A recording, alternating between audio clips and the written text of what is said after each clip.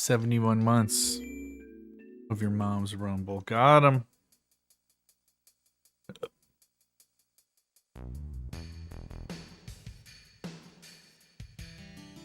You're here for the Jill Valentine content? You just missed it, actually. I was just playing Resident Evil 3.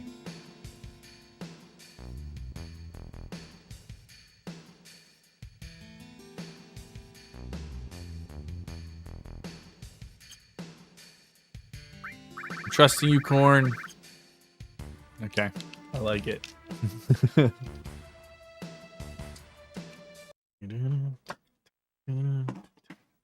Yeah, I was playing off. I was trying to get this mod to work, and I can't because it's like for an older version of the game, and even when I down patch it, it still doesn't work, and it's really, really upsetting. Basically, the patch or the mod is it gives Jill a scout's uniform from Attack on Titan. It makes the like running nemesis the armored Titan, and when he's on all fours and you fight him, it's the cart Titan, and so it's like an Attack on Titan Resident Evil 3 mod, and it just looks really cool, but I can't fucking get it to work. So I've been playing one instead where I've removed Jill for Ada Wong, and Nemesis is a panda bear. Oh, and Carlos is Mega Man. that's what I've been playing. But I'm really upset that I couldn't get the Attack on Titan mods to work.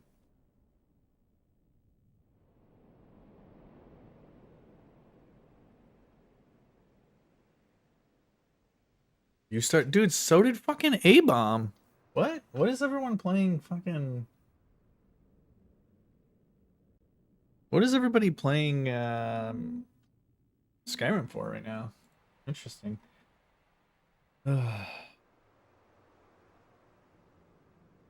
Okay, Scott, why didn't your message come up in this chat?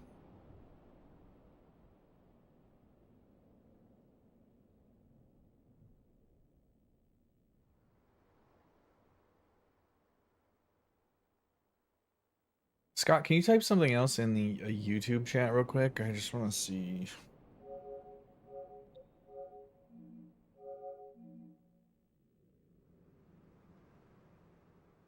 Yeah, it's not coming up. I really don't want to have both chats up. That is for damn sure.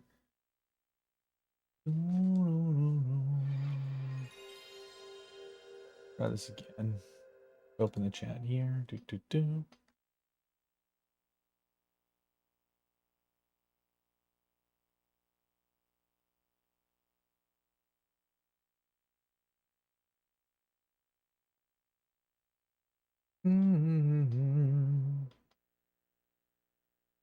Yeah, it doesn't look like it's actually coming up today, which is weird because it was working fine the last time I did this. When was this? Yesterday? Kind of lame. It's fine. I'll just keep the YouTube chat open, I guess. I don't expect there to be very many people, but we'll see if we can't fix it, I suppose.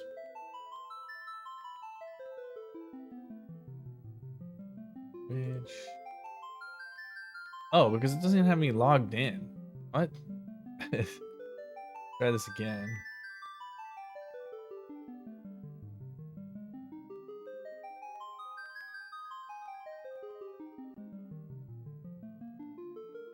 All right, Scott. Now will you try typing something in there? It like, why did it disconnect me from YouTube? Let's see if it works now.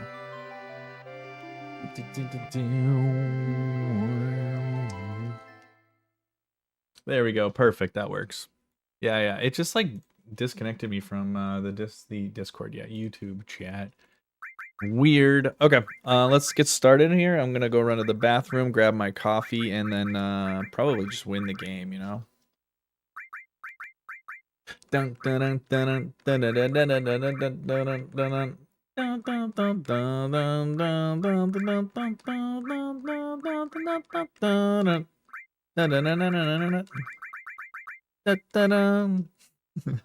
guys are welcome.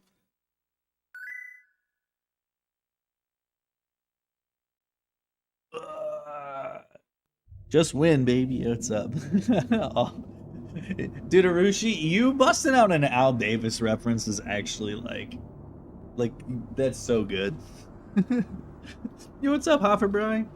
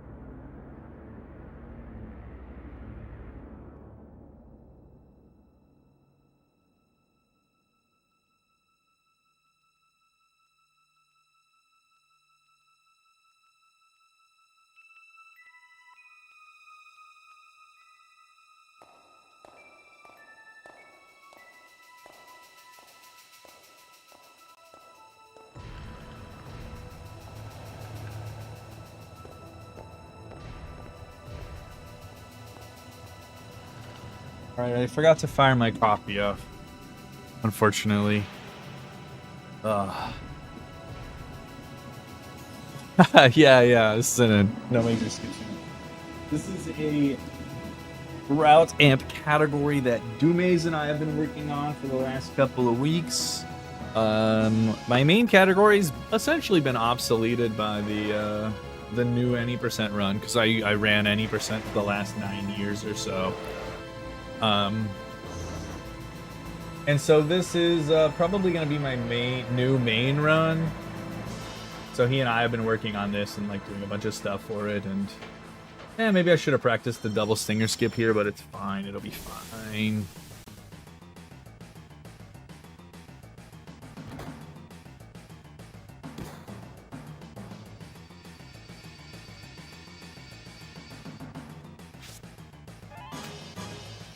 Guys, who's letting Amart talk?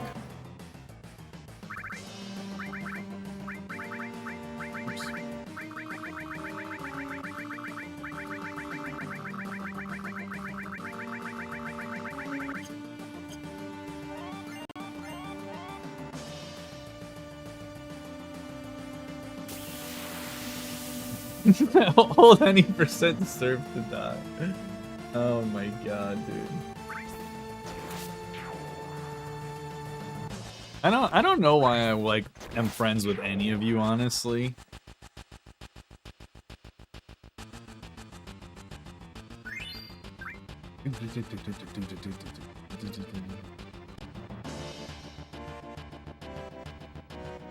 This is the JPINT run of probably like 6 or 7 years ago. Is the most accurate comparison. But it has Midgar. Oh no, well that does have Midgar raid. So yeah, this is about as close as it gets to the old JPINT run.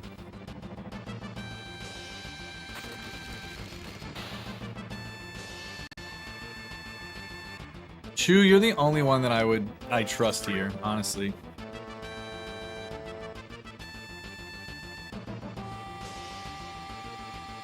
Tunu, you bought me a copy of the Gollum game. If that isn't like true friendship, then I don't know what is.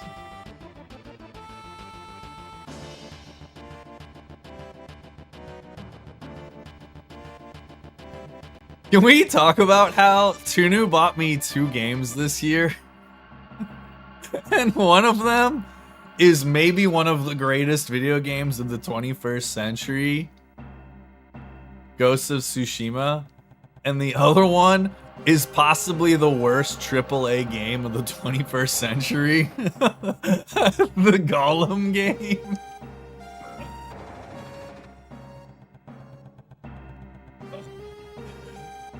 These are some of my old and newer Pokemon cards that I had graded, including some from when I was legitimately like single-digit years old. Yo, what's up, MC? Thanks for the good luck. How you doing, buddy? I do have some baseball cards, though. Shoutouts to my guy Paul Skeens. Shoutouts to my other guy, Merry Christmas, O'Neal Cruz, with the jersey patch there. My 2024 holiday box went was pretty good. I do like to get the like it depends for me on baseball cards. I don't always get baseball cards every year, but this year with Paul Skeens joining the team, definitely bought more this year than I have.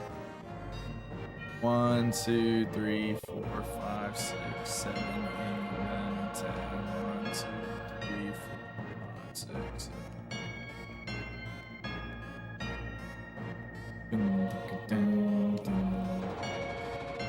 My Blastoise, that Blastoise up there is actually one of the only slabs that I bought.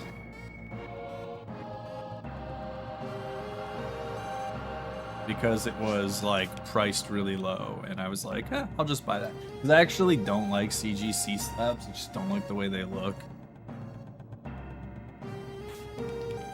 I keep thinking about sending it and having it just like re-cased by PSA, but I just can't be asked. I don't care that much.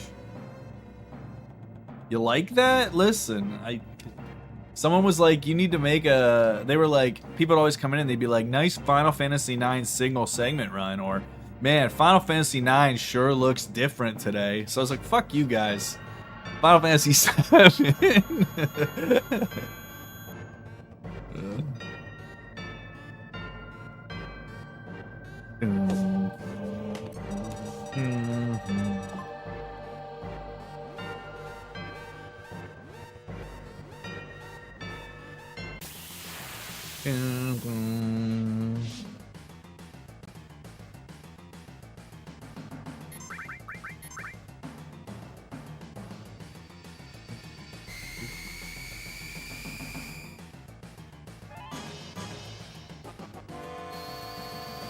I was reading chat. I didn't see who he targeted.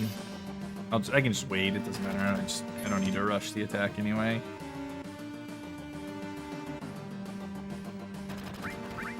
Grodo.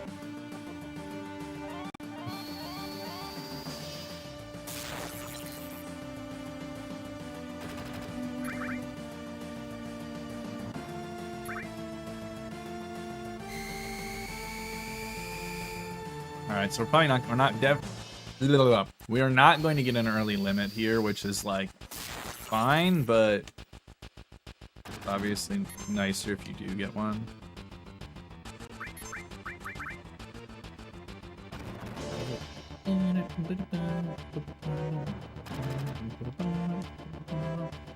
Barrett didn't miss by all that much though. It's actually a little bit closer than I expected.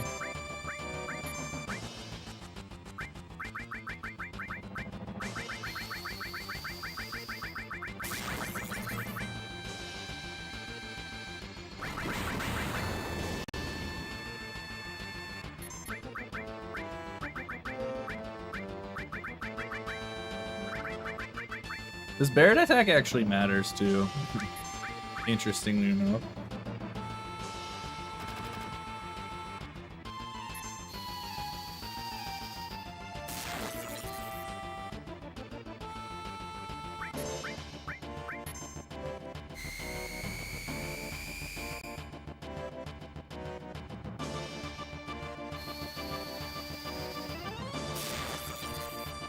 No, it's really not all that bad. This game actually holds my attention a little bit better than 9, just because you like have to be focused for a lot of screens. Whereas like with FF9, there are so many screens where like even with bad movement, you don't get an extra encounter check, so like you can kind of just like be mentally checked out. 7 definitely just takes a lot more focus.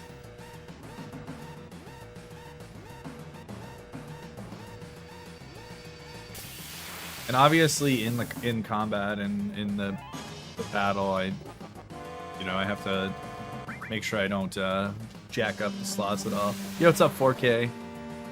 Thanks for the good luck and the have fun. I appreciate it.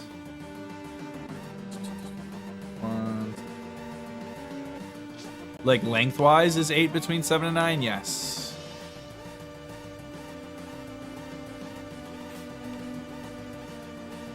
Eight is about 8 hours. Oh, focus-wise? No, I actually think 8 is like... This is so easy to just... Well, let me rephrase, alright. The first hour and a half of 8 are incredibly focus intensive. And then after that, dude, you can just like shut your brain off and autopilot like the whole thing.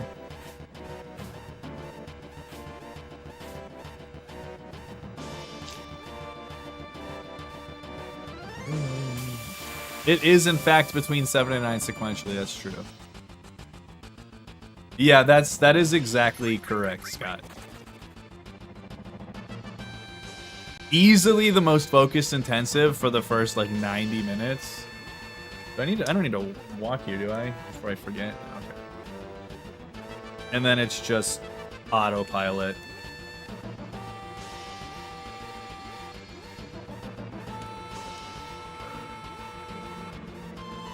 Oh, heck yeah, have fun with that. Let me know how it goes. I hope you enjoy 9. Like, your first actual playthrough of 9? You've never played through 9? If it's your actual first playthrough, you don't use the guide.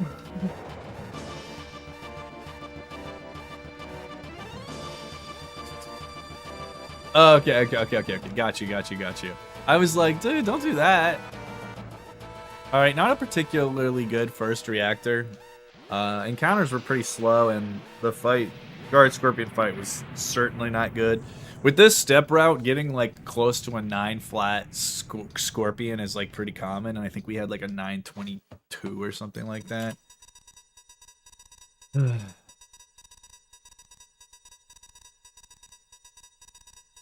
I only trust one of those, Scott, and it ain't mine.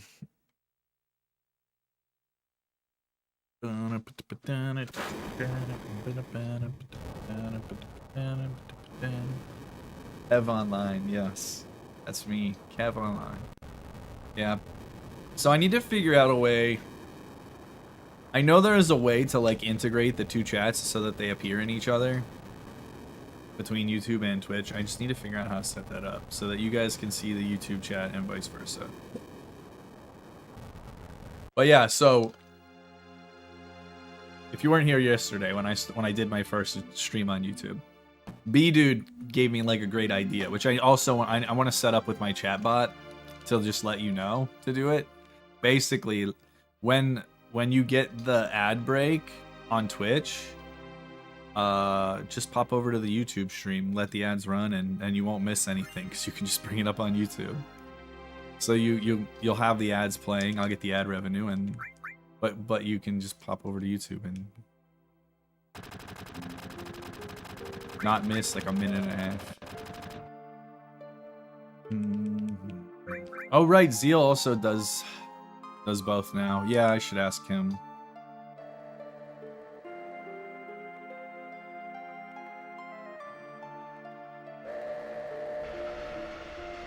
Yeah, I don't really have an opinion on YouTube chat because I've never actually really used it. It looks like completely fine, but yeah, I've never actually really done it. So, which Final Fantasy has my favorite music? I'm gonna give the edge to 8 over 9 and 7, but not by a lot.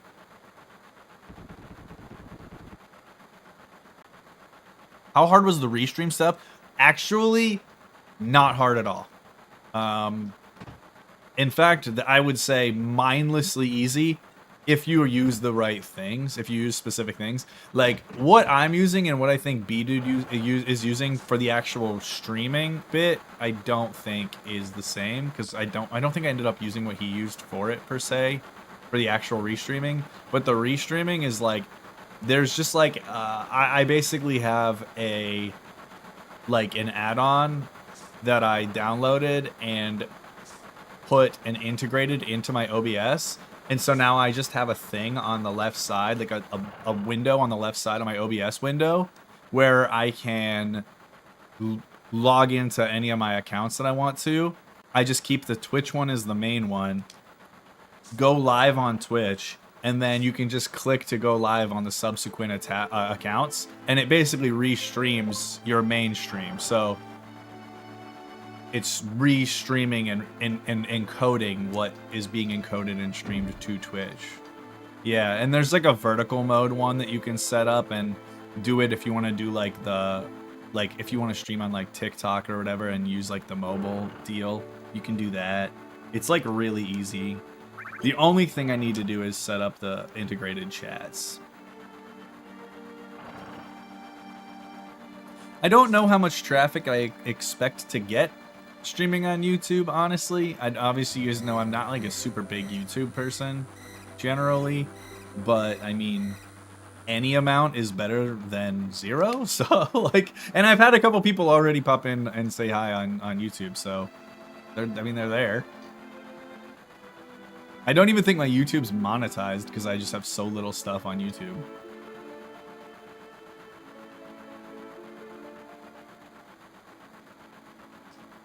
True. And there are a lot of those people.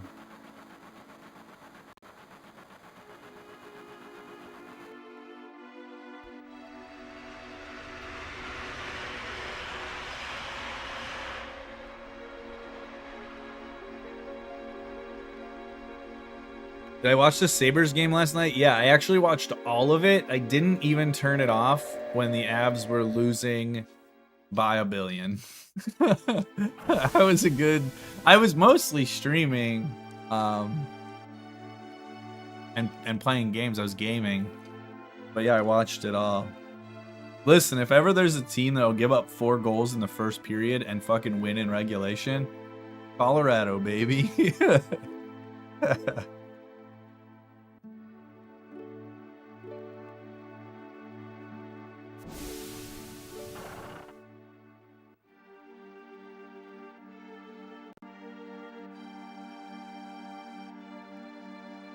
It's actually kind of a shame. I want nothing but good things for the Sabres. But sorry. Avs are die trying, dude.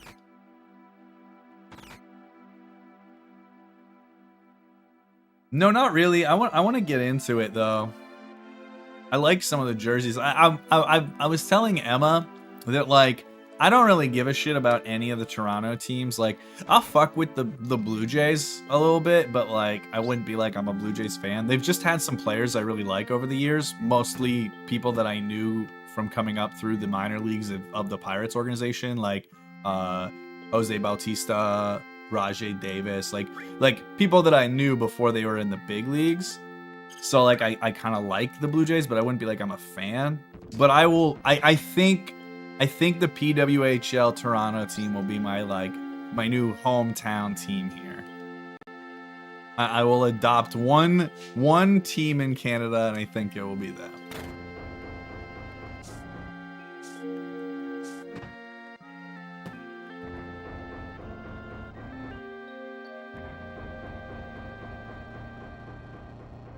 Dude, it's crazy how bad Georgiev is. Like, it's actually crazy. And, like, you can't even, like, play the card that, like, it's, like, bad defending in front of him. Because he's given up, like, 3 goals on 4 or 5 shots. And the top D pairing is Devon Toews and Cale Makar. Like, you can't think that that's anybody being the problem other than George.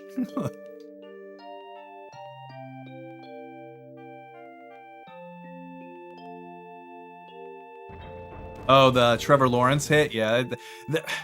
There's like a lot of conversations to be had with the sliding rules and whatnot, and quarterbacks giving themselves up in the NFL, and that happening. I like both. Okay, I like Josh Allen. I don't really care much for Patrick Mahomes, but because of those two people, you get hits like this shit that happened. Because, like, they need to take fake sliding and fake going out of bounds out of the game. They just need to take, because basically what happens is you have these quarterbacks that like fake, they pretend like they're gonna give themselves up to avoid a hit, or they pretend like they're gonna go out of bounds, and then they dip the other way. And so now you're basically like telling linebackers, hey, you got to watch out for the fake slide, the fake out of bounds. And I think that is just a terrible, terrible precedent to be allowing. I think they just need to ban that and penalize faking giving yourself up or faking going out of bounds, or just like, I don't know, figure out what you want to do, because that's gonna keep happening unless they do something about that. So I don't know. That's my general take, though. I think it should be an unsportsmanlike foul. Faking going out of bounds, they're faking as the quarterback, specifically the quarterback scrambling. All right, let me grab my cup.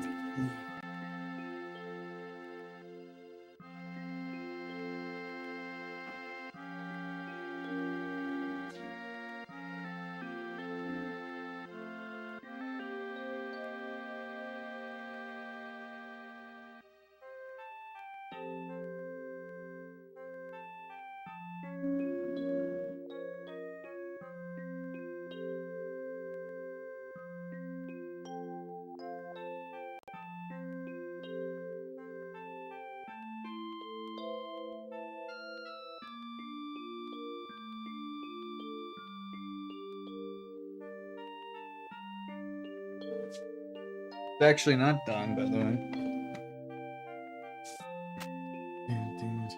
Yeah, I like totally think that the rule in place, Arushi, to protect quarterbacks is like a good rule, but I just don't think you can allow players to pretend like they're going to do an action in the spirit of that protective rule and then take advantage of it in order to gain 10 or 20 or even a fucking 30 extra yard touchdown, like the Josh Allen fake slide. Like, I just think that you quarterbacks can't have their cake and eat it too. You either want protected or you don't. You know what I mean?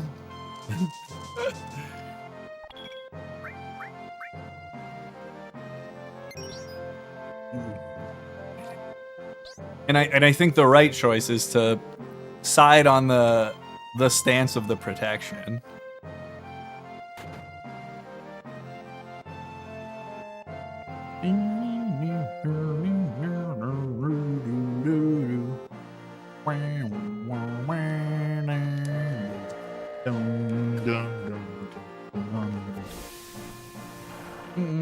I never really watched a lot of UFC. I have watched some, just not a ton.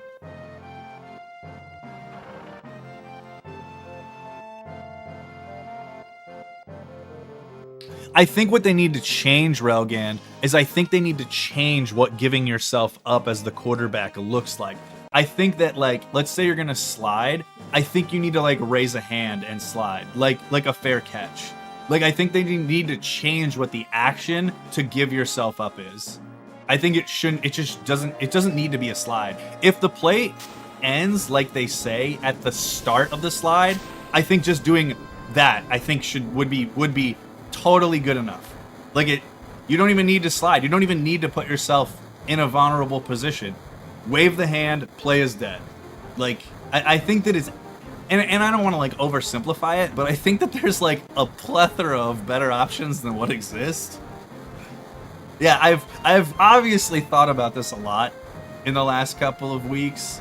Ever since the Patrick Mahomes fake out of bounds thing that I against whatever team he did that on, I've been thinking about it a lot. And I'm like, dude, I feel like fair catch, it's already a thing. Like, there's two dudes coming, they're about to lay you out and catch the ball, fair catch, and you don't get hit. Like, I think they could fix it, but I think that the NFL, honestly, low-key, wants to allow the quarterbacks to do it. They care about exciting plays, not player safety.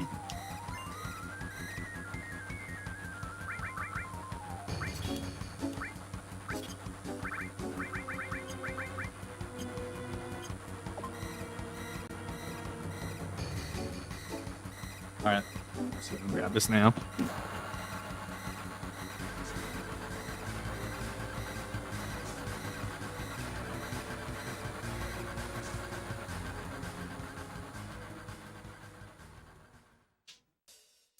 I'm glad that you think that is a good idea, though, because like I said, I'm sure there are people that would not agree, but I think that would at least be objectively safer and less likely for someone to get laid out that wants to give themselves up. I was like, where's my encounter at, dude? Wee, wee, wee, wee.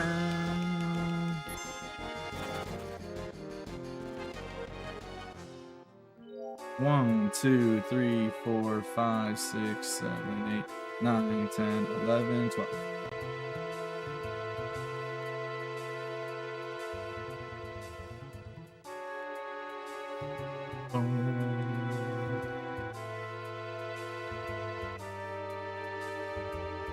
I don't actually know how best to navigate those screens. I just kind of like I should go through and actually measure it, like I did with all of the snow screens climbing.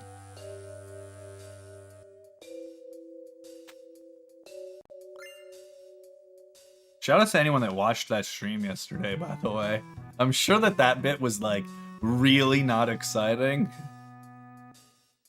So shoutouts to the real ones that were interested in that.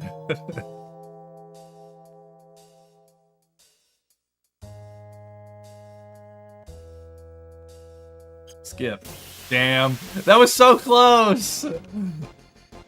I should stop trying to get that encounter skip, but like, I'm always like one fraction of movement off that like maybe it's worth trying one buffer still.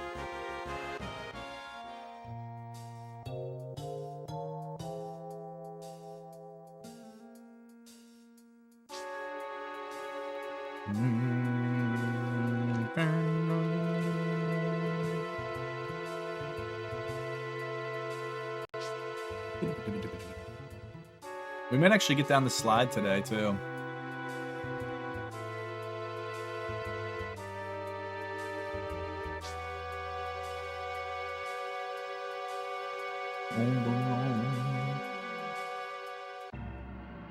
Oh yeah, baby. We down the slide for this one.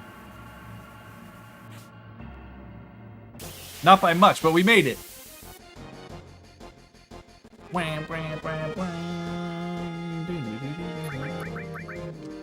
Wait, are you gonna learn this run, Pack? I'll give you all of our notes. I'll give you the tutorial videos that I put together for myself.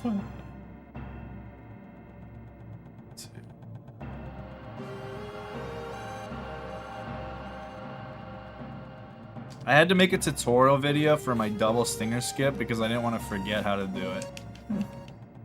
I was like, if I don't record this, I'm gonna forget my setup.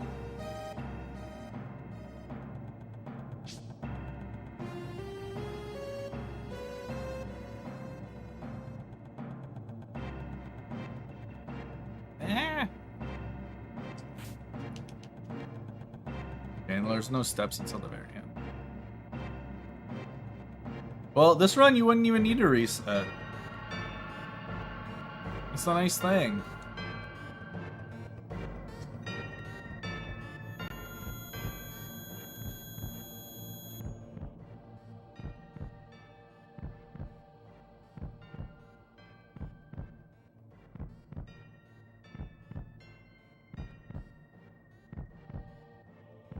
I'm trying to think. I need to watch Corrin's run. I'm actually curious to see what his step route looks like from Shinra HQ to into Calm.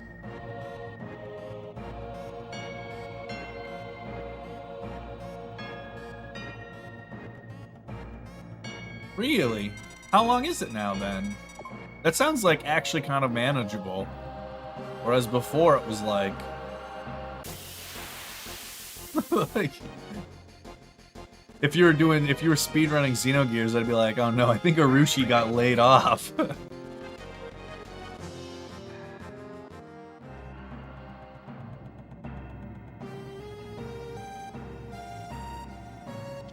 You're either a full-time streamer or jobless if you're speedrunning Xenogears.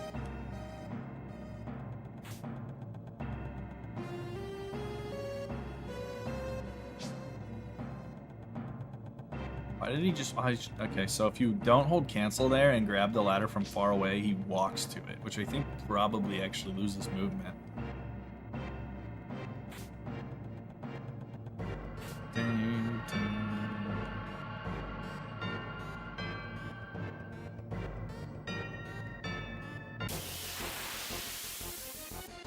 my next non-FF? Like, what do you mean? Like, speedrun-wise or gaming, playing casually-wise? I'm playing several casual games right now. I'm still playing Ghost of Tsushima. I'll probably stream some more of that. That game's really good so far. 1, 2, 3, 4, 5, 6, 7, 8, 9, 10, 11, 12, 13, 14, 16. I will probably not run Spyro again, but I did enjoy speedrunning Spyro when I did.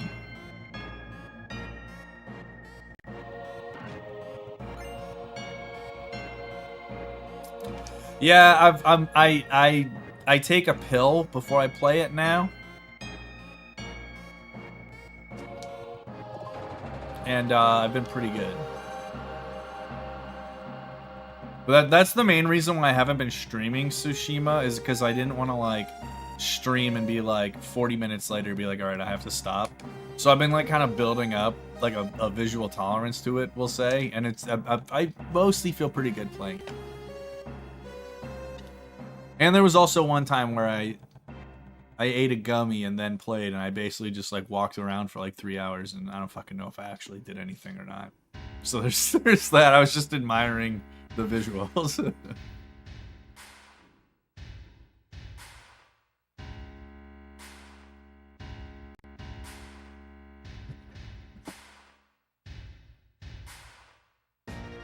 Yeah, I invaded this one camp. I probably got killed at it like 17 times. Because there was like an archer on top of this building, and every time I was like convinced that I didn't need to deal with him.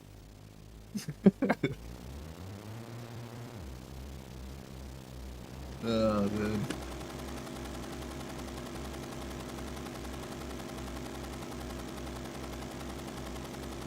But yeah, then I've been playing Resident Evil 3 again, which I used to speedrun, and now I'm playing that. I'm just doing a casual playthrough of it, but...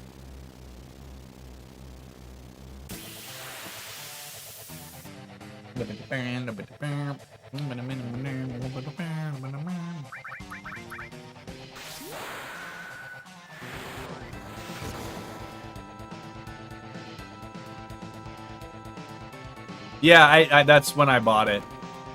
Because I have it on PS5, and I speedran it on console, but there was some mods that I wanted to try out that I actually downloaded ages ago, but forgot that I don't actually own the PC version. So I had all the mods mostly already downloaded, but I didn't actually have the game.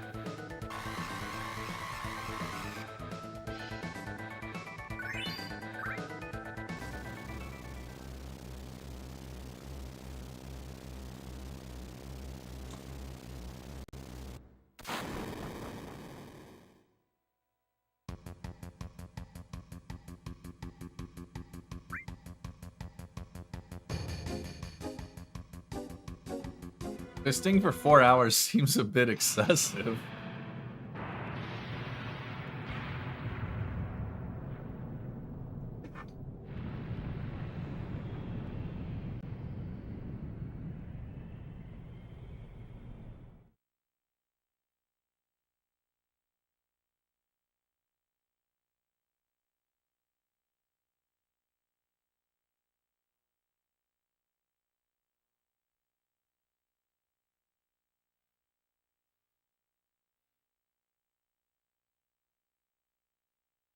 I don't know. I think if you're on the giving end, I think at a certain point, like, don't you just want to get on with your life and like wash your hands or something? Like,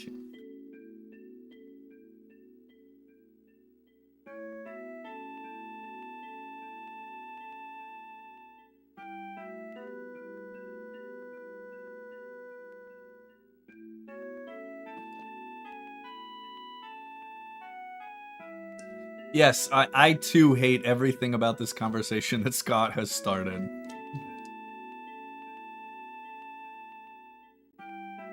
Alright, to make sure my arrows are off.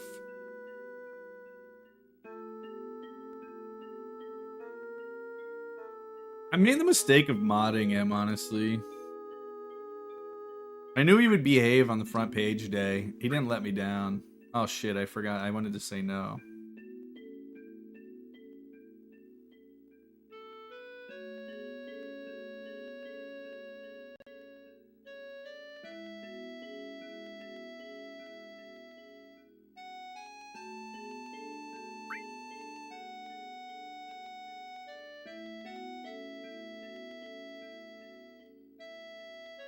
Okay, arrows off.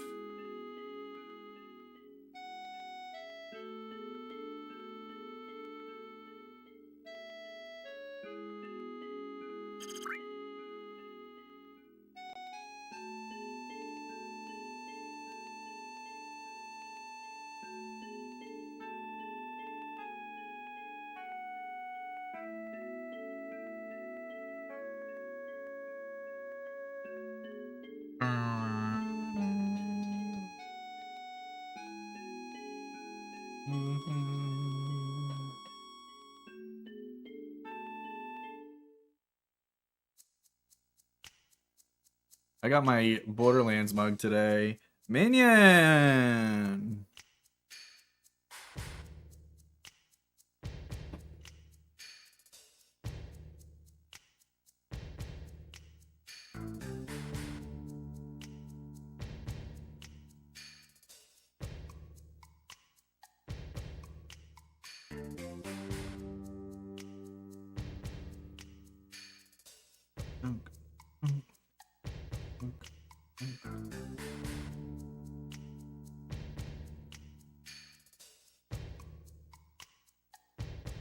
Isn't there Borderlands 4 coming out? I did not see the movie. Which is interesting because this is what's weird with that, is that Borderlands 2 is like one of my favorite games of the 21st century. And I think that the Borderlands movie is actually the first Cate Blanchett movie in like 10 movies that I did not see in theaters. Because I love Cate Blanchett. I'm sure it is bad, but that being bad and a movie does not deter me from seeing a movie at all. I see plenty of dog shit movies.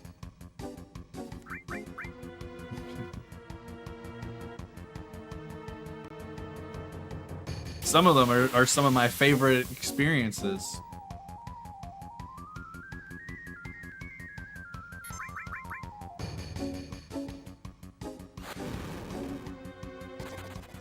It's pretty high now, Sarah. Definitely not a small non-zero number.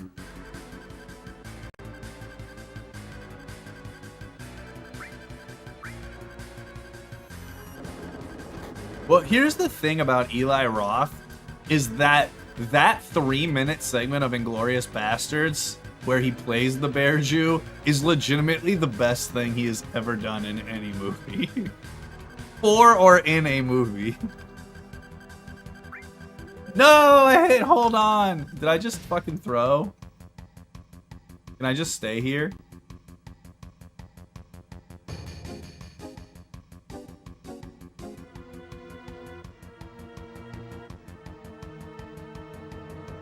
It's looking like the answer is no. That's gonna fuck my movement up a little bit, but I shouldn't lose my step count though. Hey, we have a preempt. Fortunately, this sucks. Alright, Aerith, let's get it going on, dude. Yeah, I was just completely autopiloting there.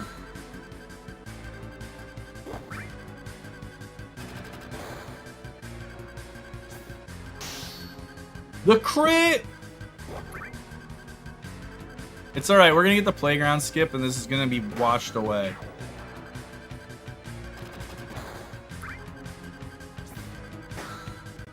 Fuck, how much HP does this fucker have?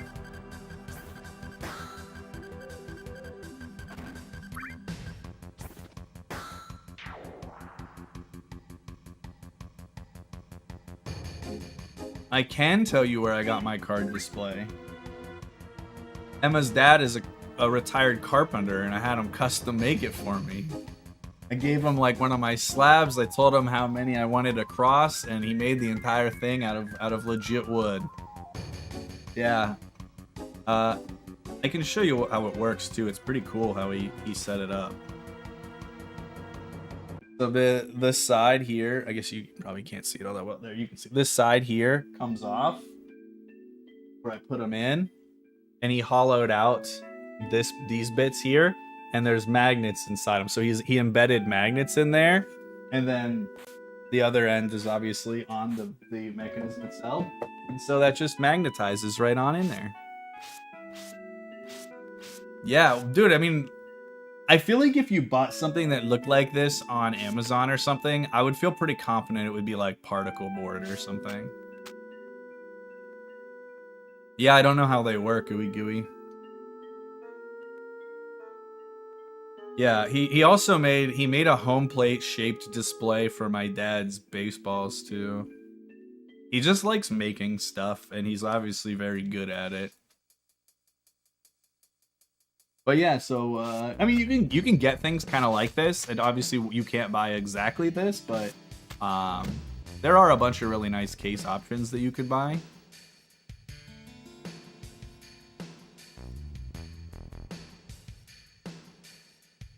If you ever did want something for like your baseball cards or something, I do think some of those things are totally good. That I was going to buy one, like I was gonna just buy something like that, and then he just offered to make it for me.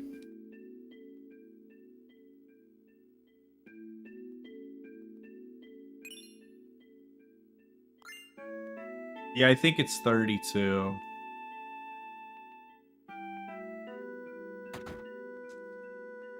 Yeah, it's 32.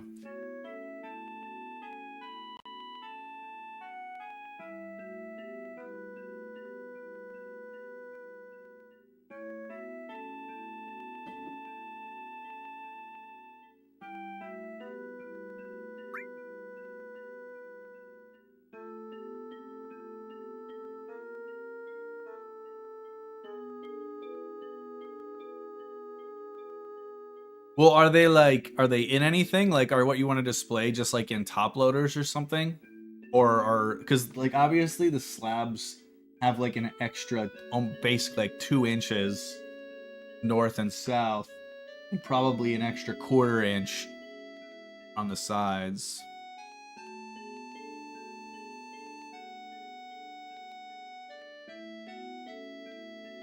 Yeah, anything that skips like a boss fight is essentially considered a major skip. So the only skips that I'll do just skip dialogue, like, or a short cutscene that is confined just to that screen itself.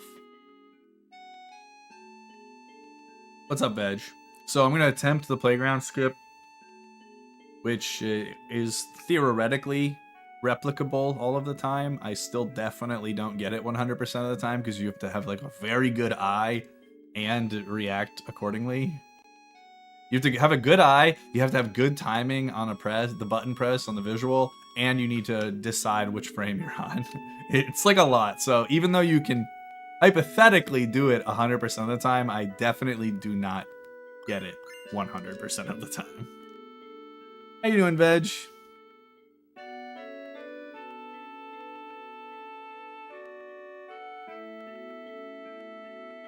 You're sick? Like ill or sick with it?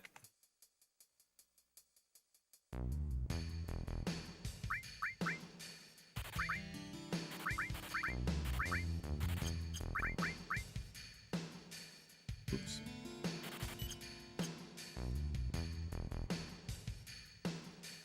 Okay, see what we got here. Buffer that. Down.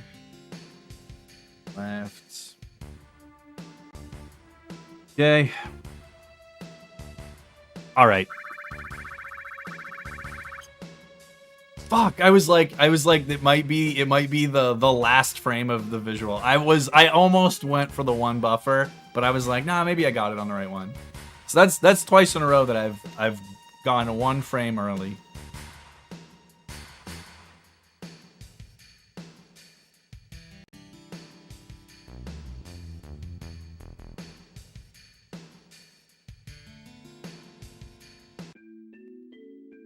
I should just assume I'm 1 early every time. Just buffer every time. Just be like, fuck it.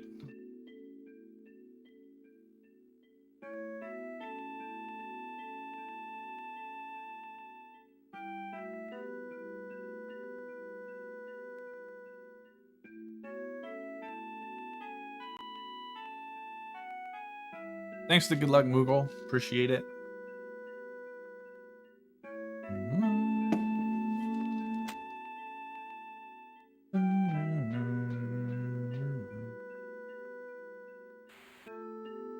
Oh, yo, Cavender Booley, thank you so much for the compliment on the GDQ run. I really appreciate that.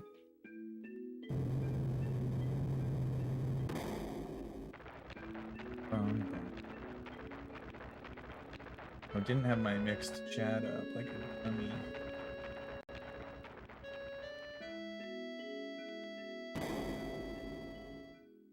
Hey, Twiz. How's it going?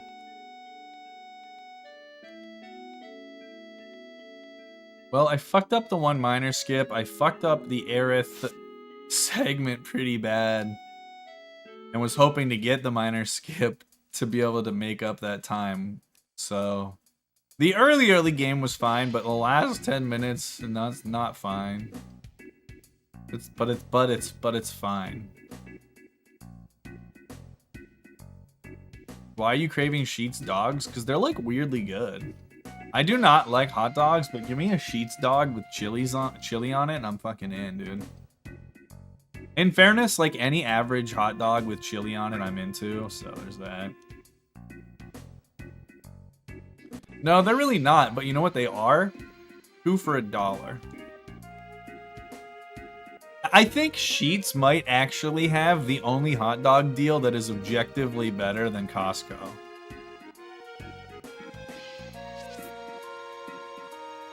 Like, Costco dogs are a fucking steal, but I actually think the Sheetz 2 for deal is a better deal. No, I don't really like hot dogs all that much, no. I like they're fine. If I go to a baseball game and they have like Dollar Dog Day, I'll probably get them, but if it's like a full-priced hot dog at a baseball game, I think I would just get a burger or tendies or something.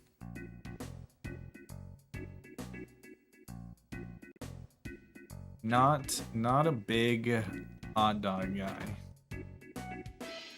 I have gone to I went to one Blue Jays game this year and Kyle Schwarber hit 4 home runs. The Blue Jays scored like 5 or 6 runs in the bottom of the first inning and fucking lost.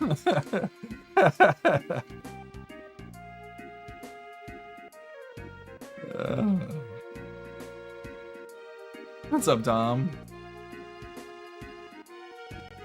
The Phillies giving up 5 runs in the first inning and winning a game is like pretty on par for the Phillies.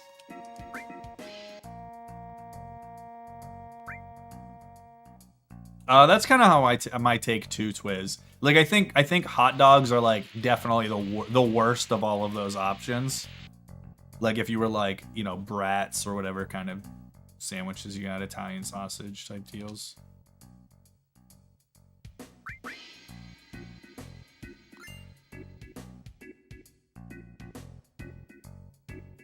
Curve burgers are good. I haven't had one in a while though. Well, I might have had one this summer. When I was on my way to move here, I went back and lived with my parents for like 2 weeks. So I was in Altoona, and obviously we went to several Curve games. My dad worked quite a few of them, and I went a few times.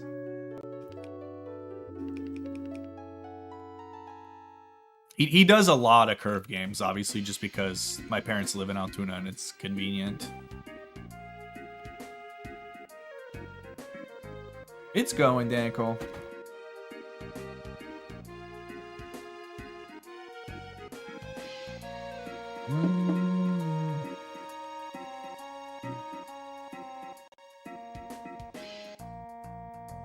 I think that there is a mental component to hot dog eating for me in that way, Twiz.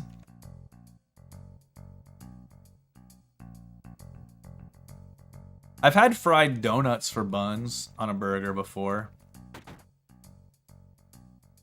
At one of my favorite restaurants at Penn State that no longer exists, I guess, according to my mom.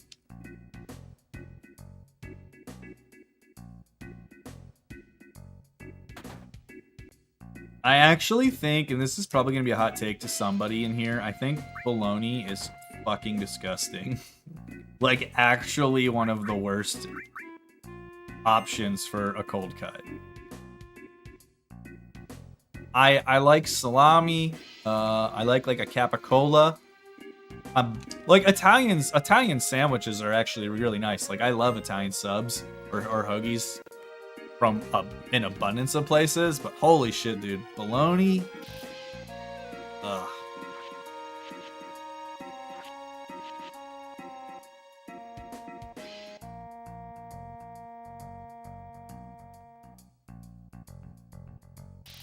J2, that is like the most real thing you've ever claimed your heritage for. the authoritative opinion on sub meats.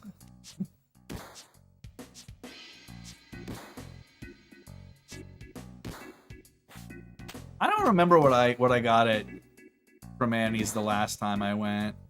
I usually get something of that vein.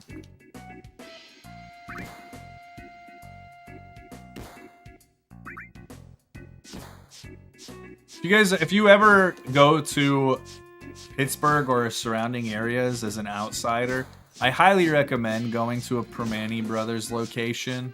The original ones, like the original one or two, are both in the greater Pittsburgh area, but there's been since, like, they've kind of branched out and have like a mini chain going now. And honestly, like the subsidiary chain locations, like, definitely are pretty good. Like they're pretty close to the legit ones in the city, and I highly recommend. Yeah, if you go to GDQ, you have to go to Permane's. And when they suggest putting French fries and coleslaw on your sandwich, don't be a fucking loser and say no. Like, just do it. Do it the right way. If you go and you don't get it the way you're supposed to and you don't like it, you're not allowed to bitch about it.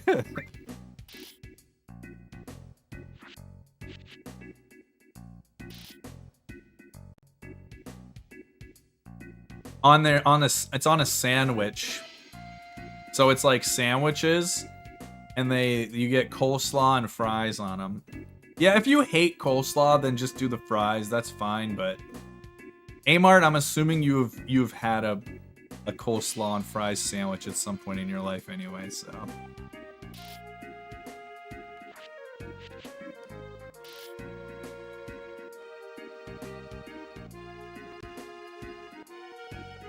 I would not say that Permane's slaw is creamy at all, because I similarly do not like creamy coleslaw. In fact, I would actually go as far to say I don't really like coleslaw, but I like it. I like the like crunch and a little bit of a little like sour kick that it gives to their sandwiches, which are otherwise quite savory.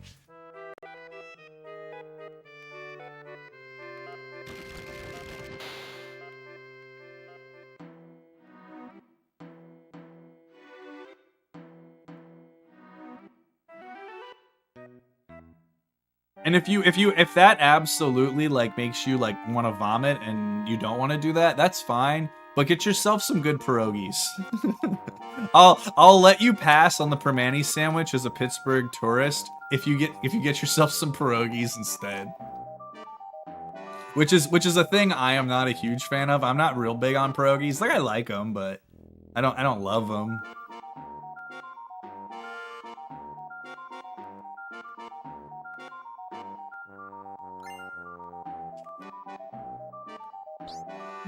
Semester Day from the top rope coming into chat to say I love pierogies.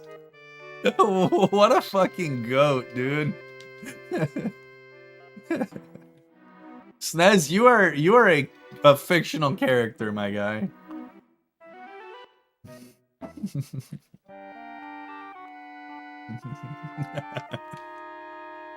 Yeah, I know. I obviously know that you had to be here. It was just funny that like you're like, this is the moment that I need to come out of the lurk.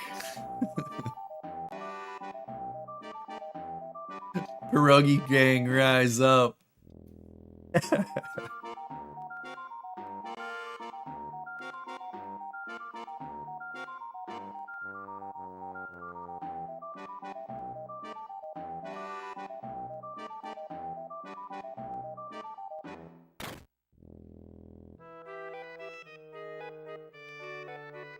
I don't think a lot. I don't think most of my family really cares for pierogies, honestly. Like, I don't think anyone in my family dislikes pierogies, but we definitely didn't eat them very frequently growing up, and I think it's just because none of us, like, were, like, obsessed with them. Sometimes, like, if we went to a restaurant that had them, like, maybe one person would get pierogies, but...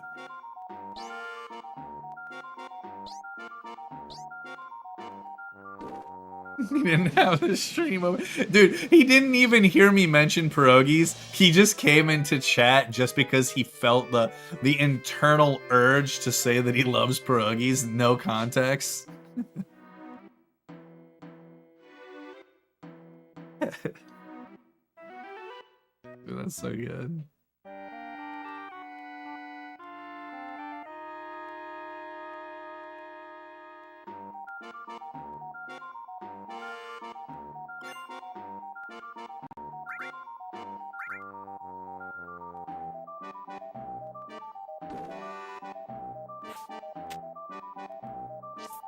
The best rogies are ones that race each other, honestly. Have you guys ever seen a pierogi race? Because that shit's wild.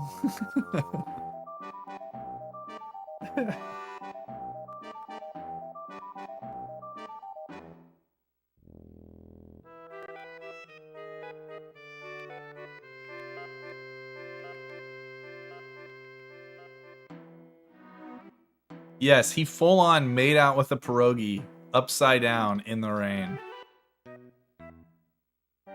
Yeah, pierogi race. Google it on YouTube or something. Get on YouTube, pierogi race. Thing. They do it at every Pirates game.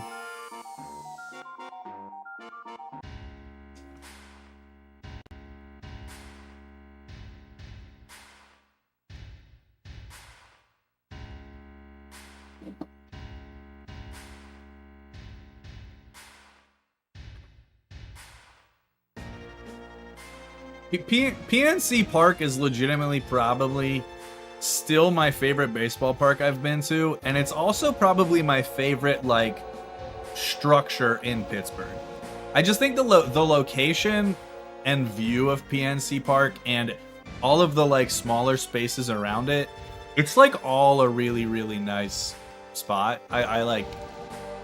Yeah, regardless of how bad the Pirates are, I will never have a bad time going to PNC Park or a baseball game at PNC.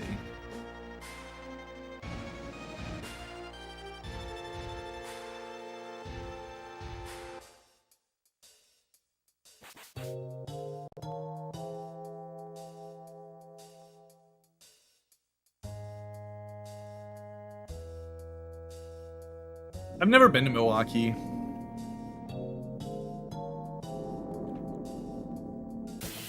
The Blue Jays Stadium's pretty nice too, but it's like a cool dome. Hell yeah, we got the preamp, baby.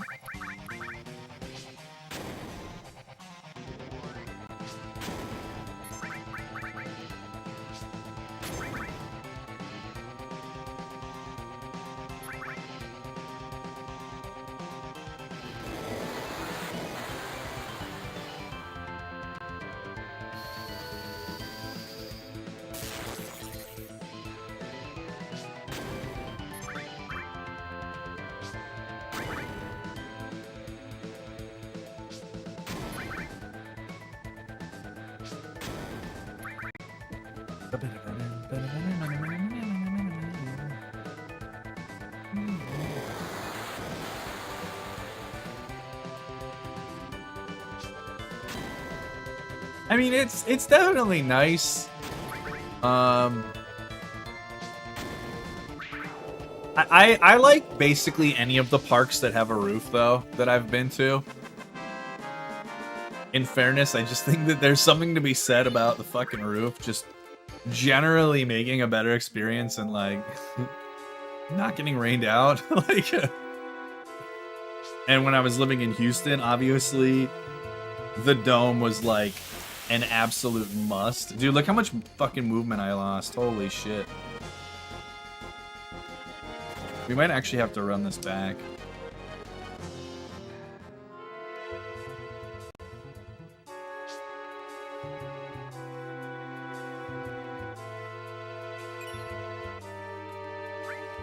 It wasn't because my movement was bad, it was because I fucked up the air thing and I had to run to that other barrel.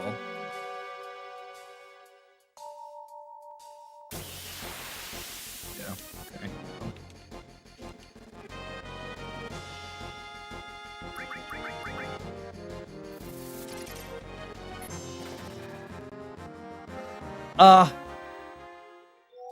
I mean, that's all fair. But whenever like the conditions of like a like a mid climate change Houston is like actually dangerous to be in, I'm like, you know what? Maybe the dome's a good idea.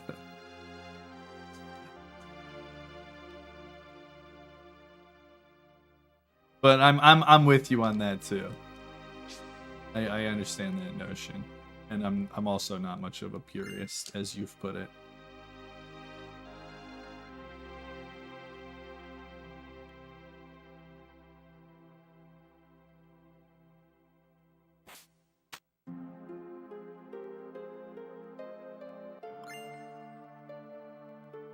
Alright, I think we're okay.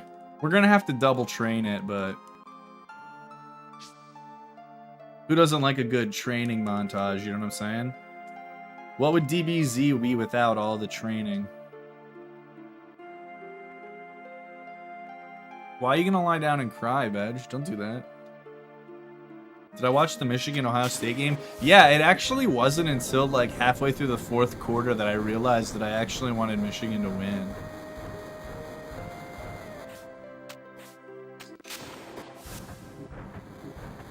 It would be about 3 episodes long, for real.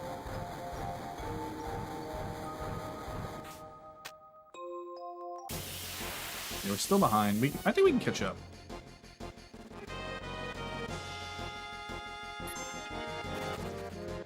Yeah, I usually root for Ohio State in that game, honestly.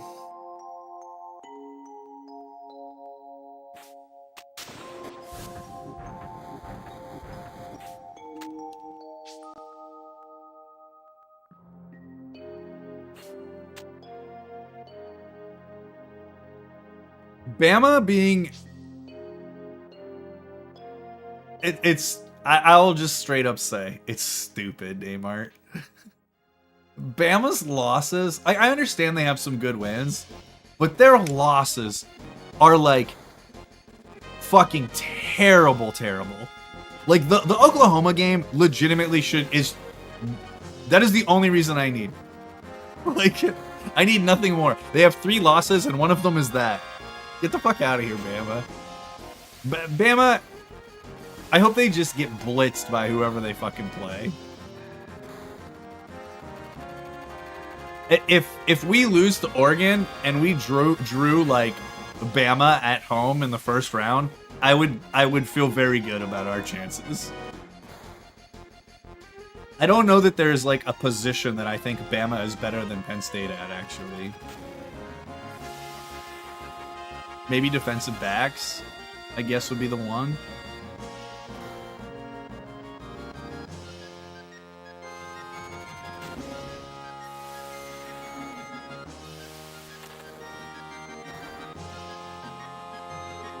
Just individual players do.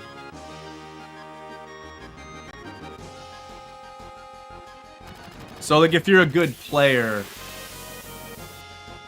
you essentially would get, you know, like, likely promoted onto a professional level team. At this point, college athletics is essentially like semi-pro athletics. With the way that it operates now.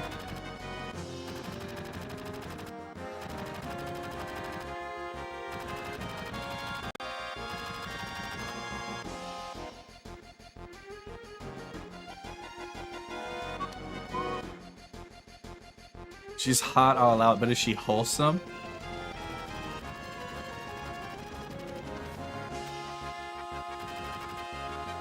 I was really nervous about us having to play Oregon in the Big Ten Championship, and then I saw that the line is only 3.5, and I'm like, I think Vegas wants people to bet on Oregon, which makes me think it's going to be way closer than the average fan realizes. Because my first gut instinct was, oh, dude, Oregon's probably going to win by like 10. But now that I know that the line is 3.5, I think that there's a lot of people who think Oregon's gonna win by 10. Which makes me think that Vegas is like kind of keen on that that's not gonna be the outcome.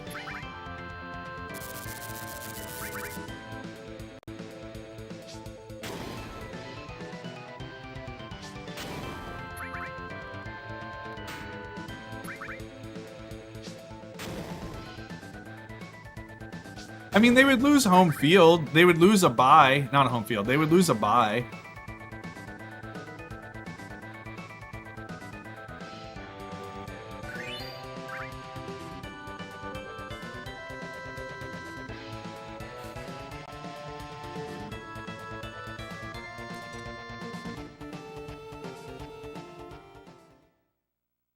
Like, the winner of the game basically has one fewer game to win in the playoff, I guess. Dude, I was actually dying. So the tickets for the Big Ten Championship were really cheap a couple days ago, and now they're like $20. I mean, were you guys here either yesterday or 2 or 3 days ago when I said that I anticipated a bunch of Ohio State fans that pre-bought tickets unloading them? Because it's way worse than I thought.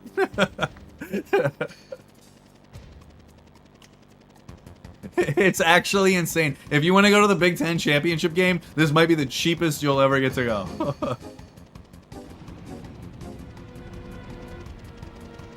Like I said, I anticipated that that was going to be the case, but it is way more tickets than I ever imagined.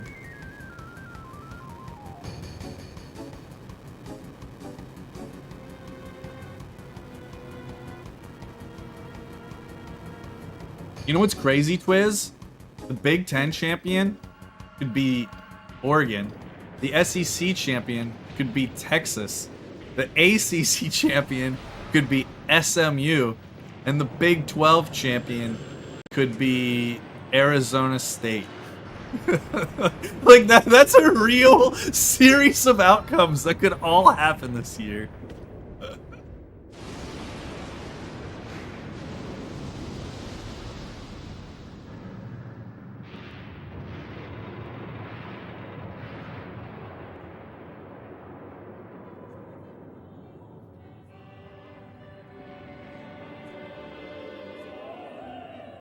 Yo, thanks for the follow. Appreciate it.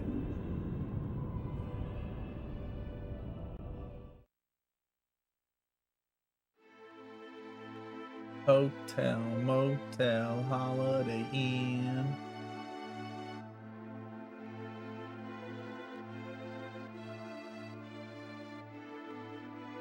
Oh, do you live in Tempe? Straight up doxing you right now.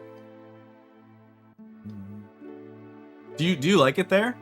I've never been, but it's been like one of the it's been like on the like quote unquote I guess college town list of places I would like to go at some point.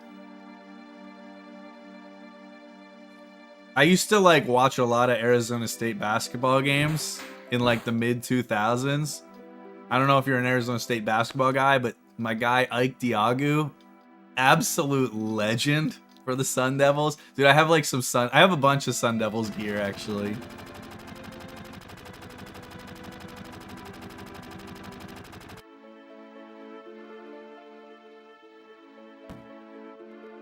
Yeah, guys, before the Golden State Warriors had Steph Curry, Draymond Green, and Klay Thompson, they drafted Ike Diagu like 9th overall out of Arizona State. That was my Golden State Warriors era.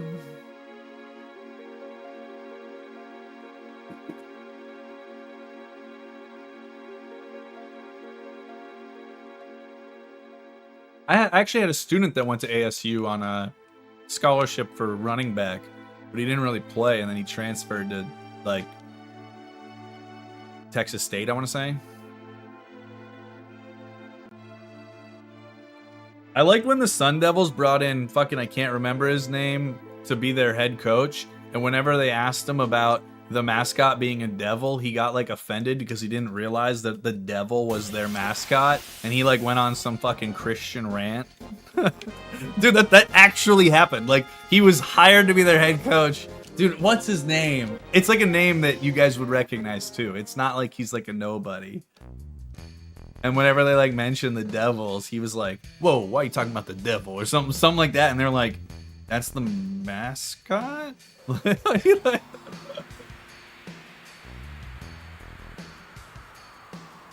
Yeah, look it up. That's so funny. Yeah, the pitchfork. Yeah, I was gonna say you could totally fit in with Wichita State with that pitchfork. You know what I'm saying?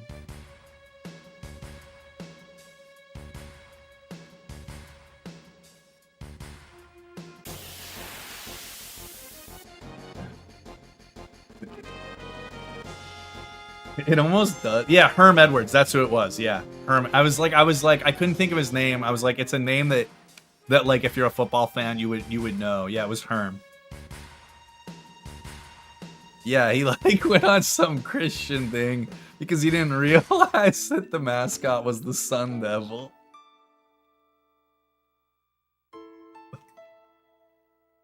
Oh, dude, that shit's so good.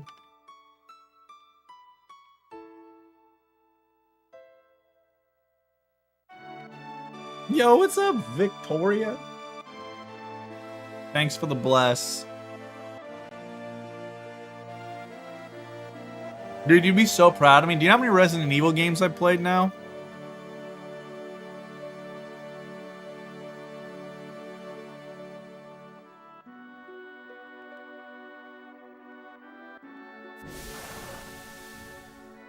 I'm on my 5th one. I'm playing Revelations 1 right now. Why am I playing Revelations 1? Because it's fucking Jill, duh.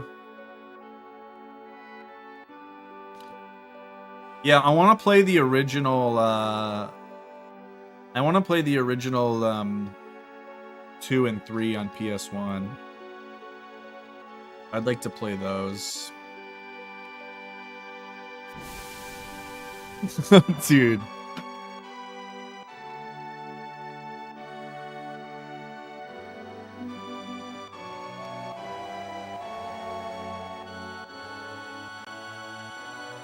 This is where she's at right now. Dude. She is living her best life.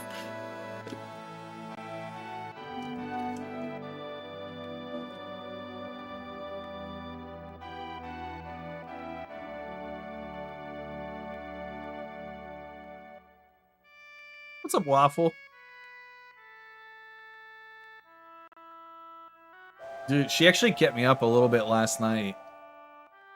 Emma and I were talking, and then when we stopped talking, all I could hear is Moo snoring like it was no one's fucking business, dude.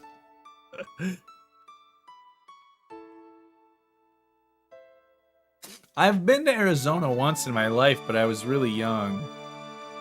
I went to Flagstaff, and then we did the Grand Canyon deal. But I've never been to, like, Phoenix or Glendale or Tempe.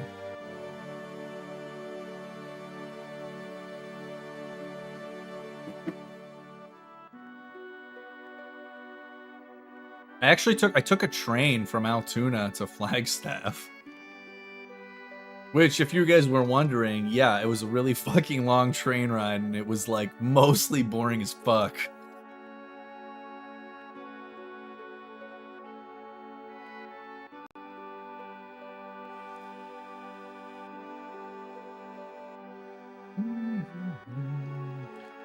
I was probably in like 4th grade or something, and I had my Game Boy and I was playing Pokemon like Blue or Red, and I met another kid on the train that was playing Pokemon Yellow, and he was like stuck on Brock because he kept grinding his Pikachu up, and he was like, yeah, I'm just gonna level my Pikachu up to like level 20, and I'm like, bruh, that ain't gonna fucking work, man.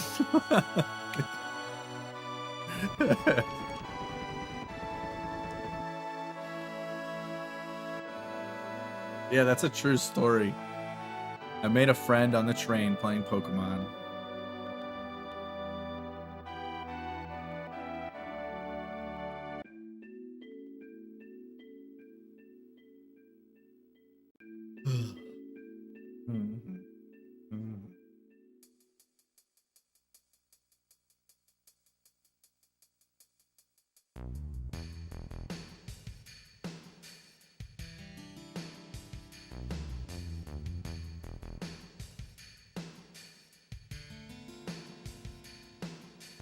Dude, I don't know that he ever. I don't know that he actually beat Brock like while we were there. He had like 17 hours on a train ride to beat him, and I don't know that he actually got the job done.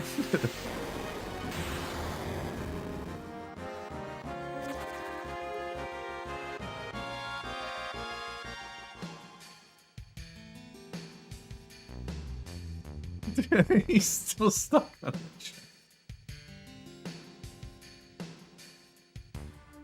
Yeah, he literally, he became a train NPC.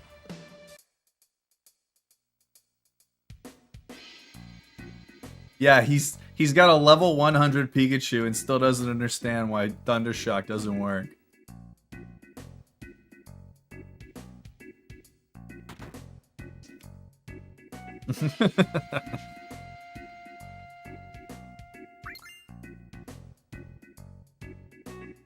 Exactly, Contra.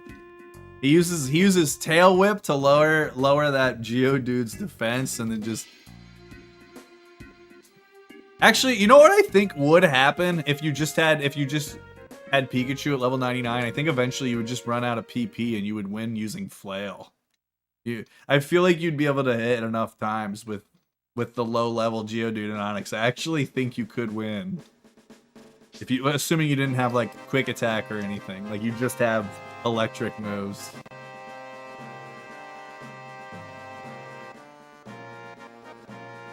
Ash, listen, alright? Ash does a bunch of sketchy shit in the anime, and cheating to beat Brock is definitely one of those things. Not to mention the fact that he gets trained by Brock's deadbeat dad that walked out on his family for a pack of cigarettes at 7-Eleven and never came back. And then used fire. Dude, Arushi, you get it. Yo, what's up, Mithragon? Thanks, buddy. And then he used the electricity to set fire to the ceiling and then burn the fire spigots open. The sprinkler system goes off.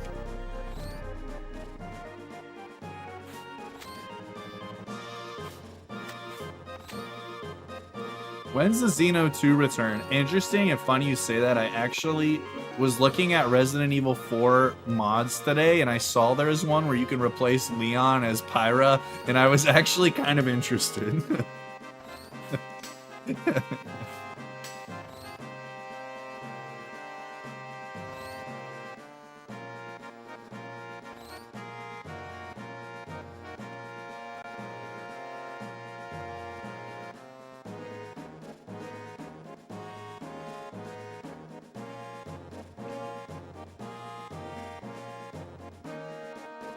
The best part of that whole scenario with Ash versus Brock, honestly, is when Ash is like, I can just picture all of Brock's little brothers and sisters. They're all hanging over me, begging me not to kill Onyx. And like, they're actually there. And they're like, don't hurt Onyx. Oh, dude, that's nuts. Pokemon Season 1 is actually just like insane.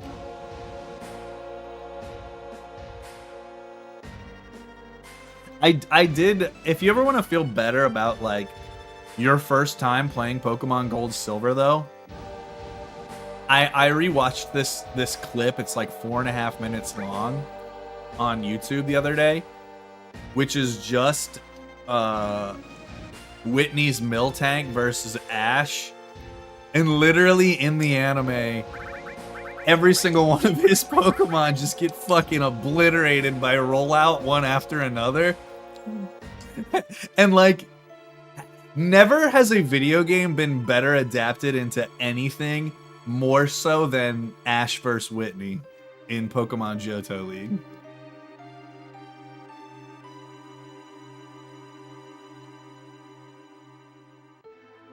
Well, it's funny too because like they don't even reanimate the Miltank using rollout. They just play the same clip over and over again, and then they just change showing which Pokemon gets hit with it.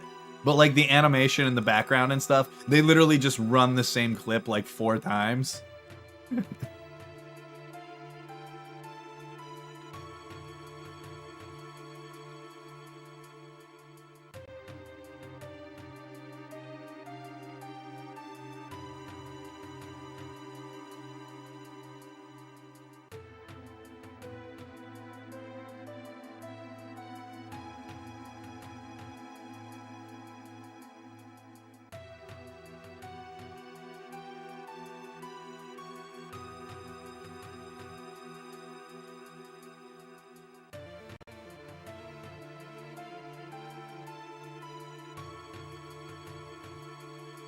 Whitney's definitely... maybe, and like, I don't even think this is like a bias because obviously I was a Gen 1 main. I actually think Gen 2 has like overall my favorite set of gym leaders. I really like if you had me rank all the gym leaders, I like Jasmine's probably my favorite gym leader of all time. I think Whitney and Morty would both be really high. Claire would be really high.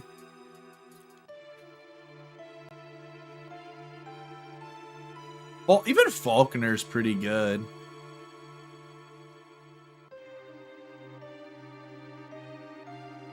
Yeah, I traded somebody for it, Arushi.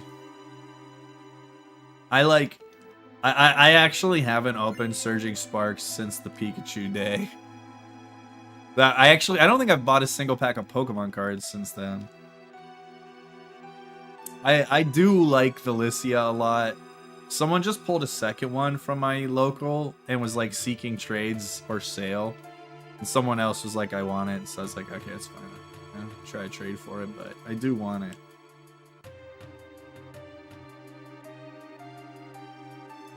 I don't think if there's any other ones that I really want. I don't care about Latios or Latios. I don't remember which one got the SIR.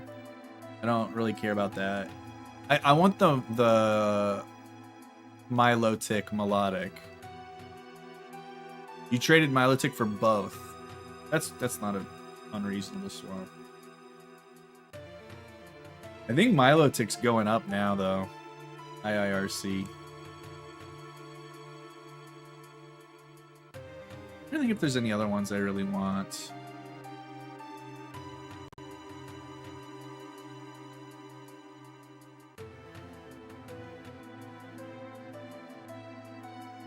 I think for me, I think the Pikachu is like the only card worth like ripping packs to try to get just because buying it is just not even an option.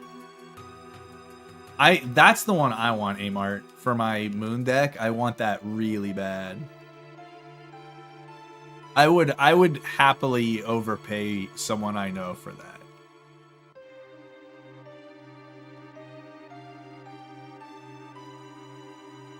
Yeah, the Pikachu is definitely not at all my favorite card in the set. In fact, it's like probably not even one of my 5 favorite cards in the set.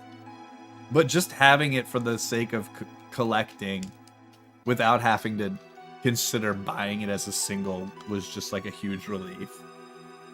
Like I think I've spent, I don't know, maybe 200, 225 bucks total on Surging Sparks stuff that I opened. Yeah, I want that for my deck, Urushi. It's so nice, and like Seafoam Teal is, you know, is like my favorite color, so that's why I fucking want it.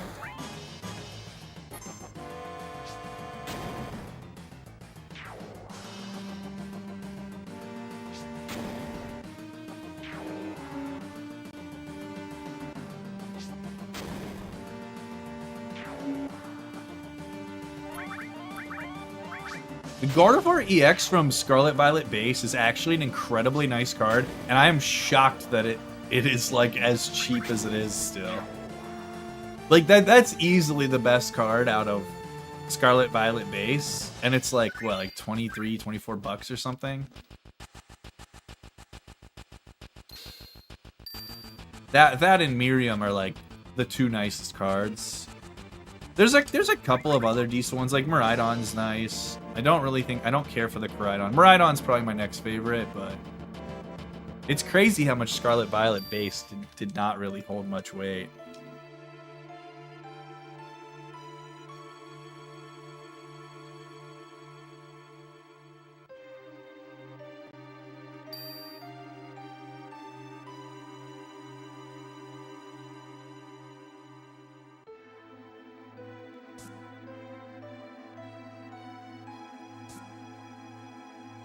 I didn't forget to mash the lax text box and get caught today. Go me.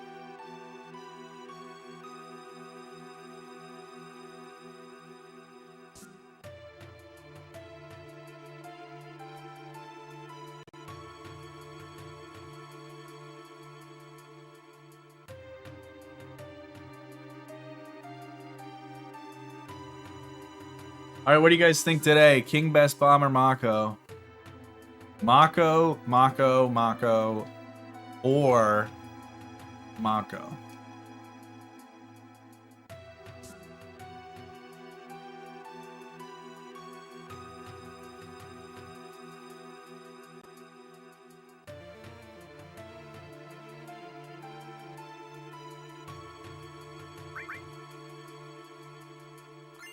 You think it's gonna be King Detour? All right, well, sorry.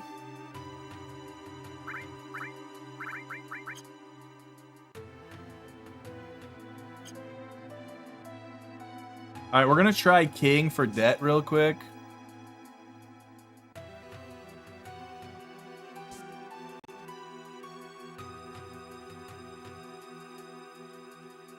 I hope it's King. Fuck, it's not King. I wonder what it could be.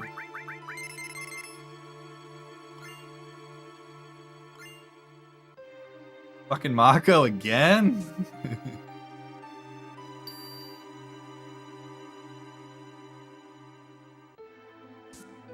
What are the odds, guys? Mako, 5 runs in a row.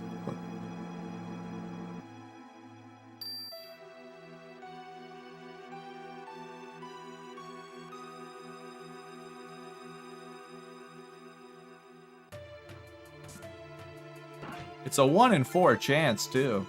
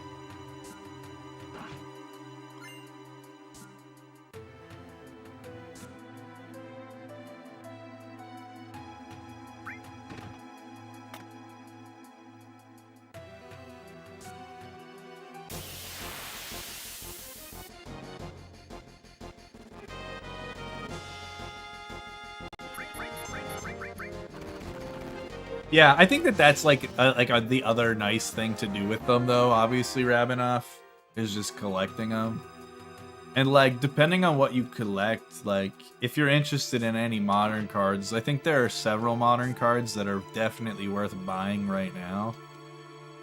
That if you ever wanted to resell them later, that you would get certainly more than you put into them. I've mostly just been getting sealed stuff and building a nice sealed collection.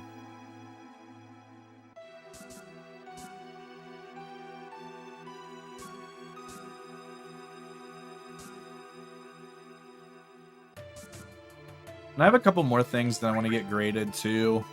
I want to get my stamped Mew EX graded. I didn't realize how much people fucking pay for that shit. Dude, Amart. There's another really interesting one, which I was talking to someone at my weekly, and we kind of put it together. If you get the stamped hollow Dodrio, because it's a 151 card and people are trying to master set it, the stamped Dodrio sells for like 20 bucks, which is hilarious because it's like such a stupid fucking card. I have like 3 of them now. I didn't realize that people were like paying for them. So, I should look at something here. That is definitely worth getting graded.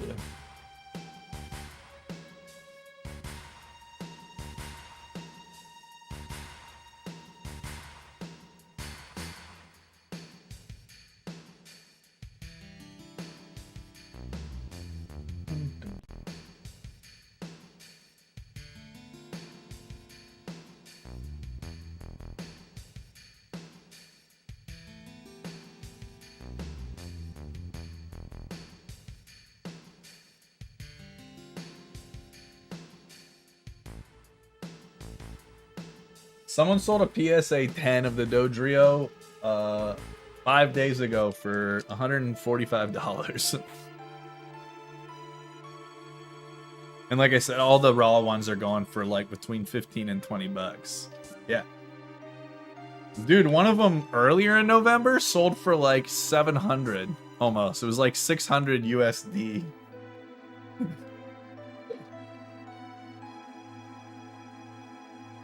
You know, I found some more laminated cards and I brought them with me. I have them here now. So I have a couple. Yeah, dude, that one's a fucking insane look, but yeah, it looks like they're mostly going for between 15 and 20 bucks now. Man, dude. Stamped Lugia too. I should send all of my good ones to get graded, because like any of them in a 10 are worth way more than they deserve to be worth. So I'm gonna send. I definitely want to send my Mew. I'm gonna send my Radzard, my Zard EX. Oh, my Lugia V-Star. I'm gonna send all of my prize pack ones that are like iconic mons, just because I didn't realize how much people are like willing to fucking pay for them. When like, obviously my opinion does not matter in the market value of something, but I don't think any of them are worth nearly as much as people are paying for them.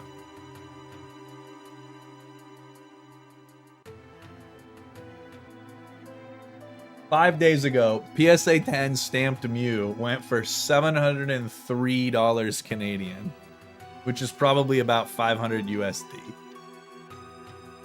One sold a couple days before that for $1582. That is 1,582 Canadian dollars for a stamped Mew PSA 10. What? I mean, I get it. Like, if you're like someone that likes rare stuff, because the prize pack stamp cards are obviously considerably harder to get than the normal cards, and they have to get a PSA 10, which is, you know, even further limiting the supply. And I get that, but like, I just couldn't imagine fucking wanting that card for that much money. That's crazy.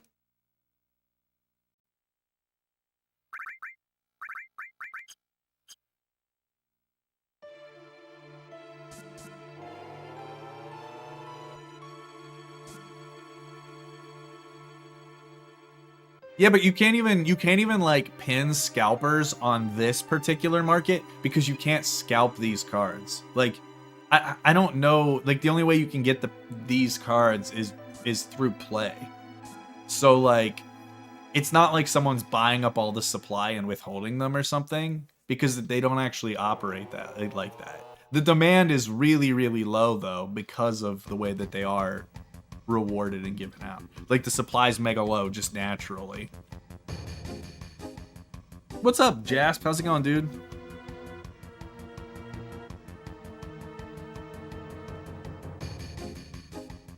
I save all of my store credit I win, and then I just buy a couple of like vintage singles like that Arushi with it.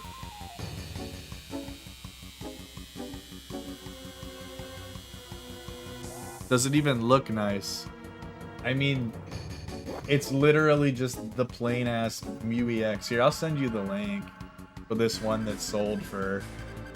It's $11.25 US dollars.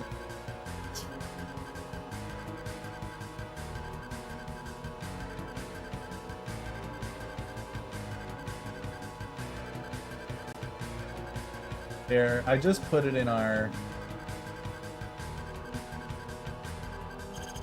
Oops, I missed the button. There, I put it in the Discord, Lisa. The link. It's already, like I said, it's already sold, so you'll have to scroll down to see it a little bit because the auction's over. But you can see what they fucking. I think it actually did red there, and I didn't want to. Whatever. It's weak as hell. Sorry to hear that. But you're almost done though, right? You don't. How much more do you got? You got one more week after this or something? 2 more weeks?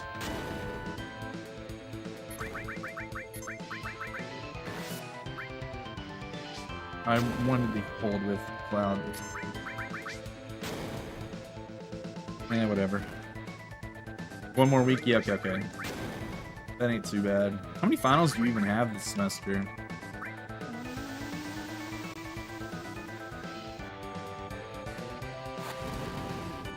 Yeah, it's literally you're paying for the stamp on it. It's legitimately just the basic one. Like, there's no special art rares in the prize packs. They're all just the base cards.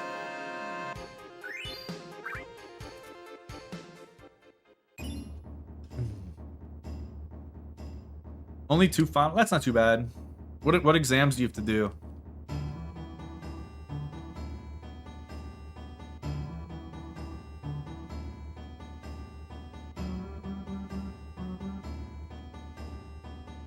I started keeping all of my excess prize packs sealed. I'll probably just sell them later. Because, like, once I got the Mew and the Zard, I was like, I don't really want anything else. I guess I kind of want the Prime Catcher, but, like, it's not worth chasing. I could just buy one if I sell a couple of my prize packs.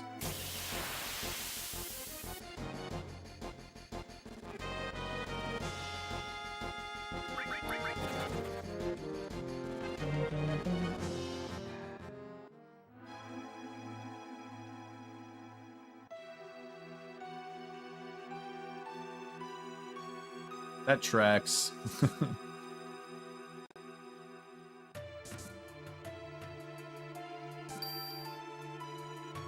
So you're still figuring out what you want to take or not? That makes sense. At least next semester you get out of a bunch of them too for exams.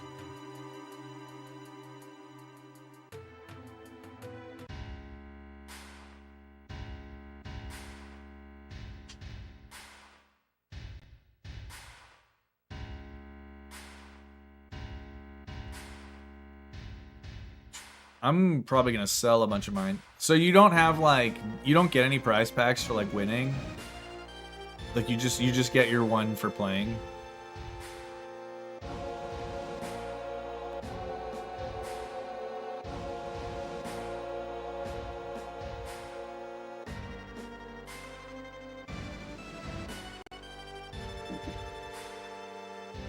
Oh, okay.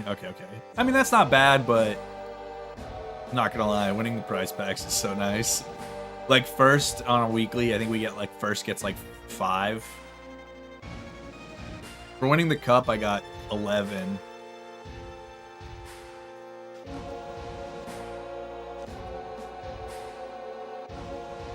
Yeah.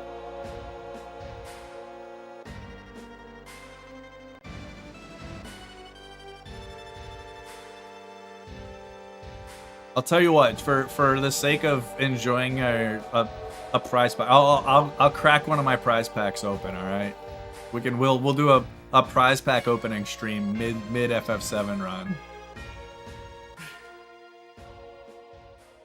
The prize packs, you can only get them from winning or, like, participating in tournaments.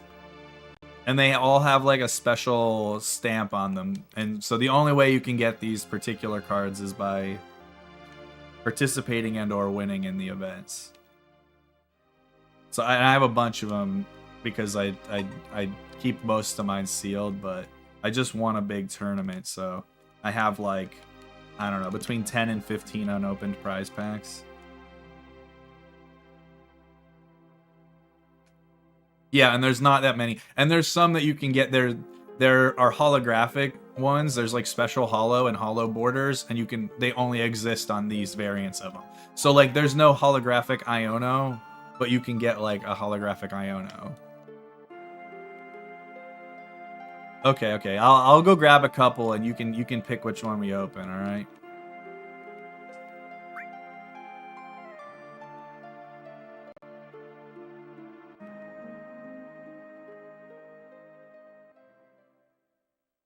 Let me see how much old prize pack packs are selling for before I do this. Prize pack. Let's check out, like, Series 3.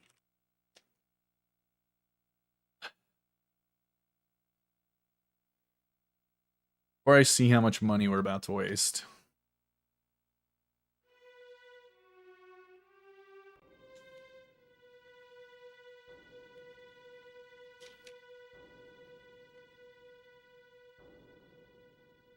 First series goes unfathomably hard.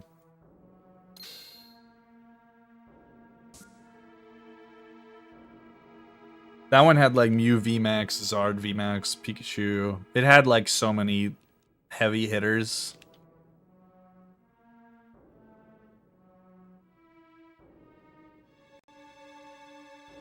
I can't remember. I think 2 had Umbreon. Get out of here.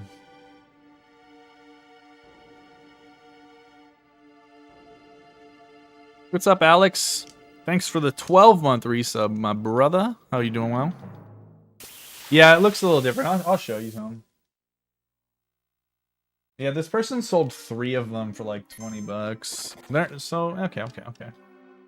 So even Price Pack Series 3. Zard V's a good one too, yeah. Is that the chase of Series 1? I think Radzard was, for whatever pack, I think that was, maybe that was 3 I got the Radzard from. Which I remember being a pretty good one. Oh, yeah, the VMAX stuff.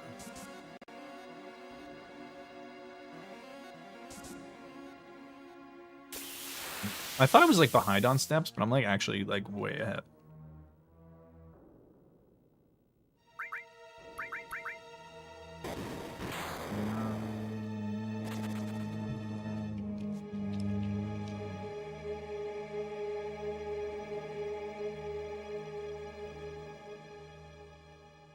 Yeah, that's not too bad. I mean, they're not super, super old yet.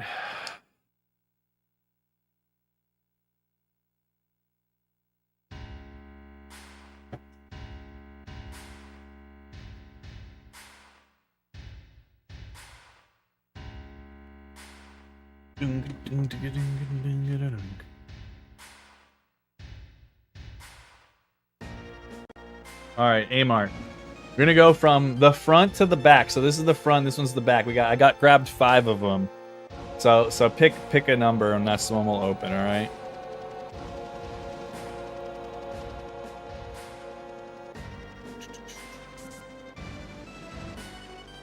Number 4. Okay. So.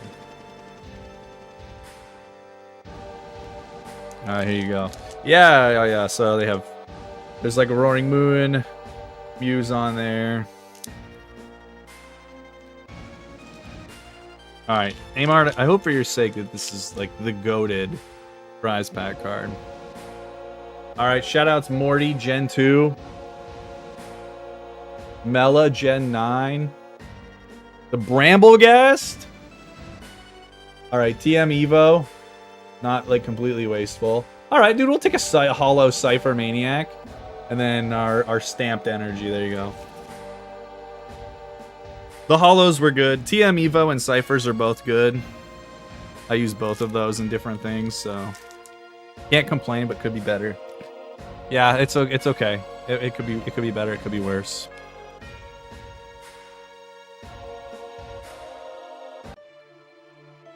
Maybe you were just you know, feeling out the wrong pack, you know? Like, maybe your second guess is the God one, you know? Yeah, there's definitely far worse options that you can get.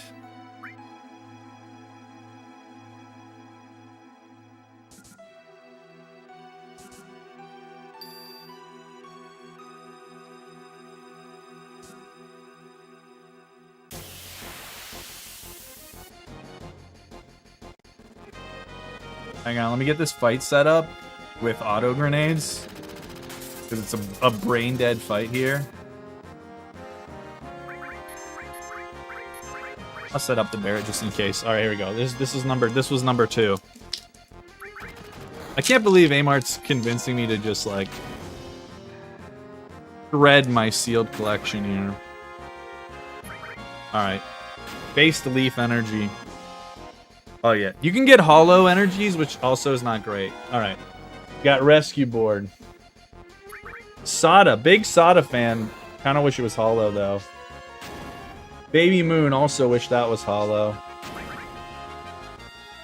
All right, we get the stamped Hollow Arven. That's also a good playable trainer. And then whoever the fuck this is, Skeledirge, baby. There you go. The stamped Skeledirge. Shoutouts to all the Fue Coco fans in chat. Skeledirge heads rise up.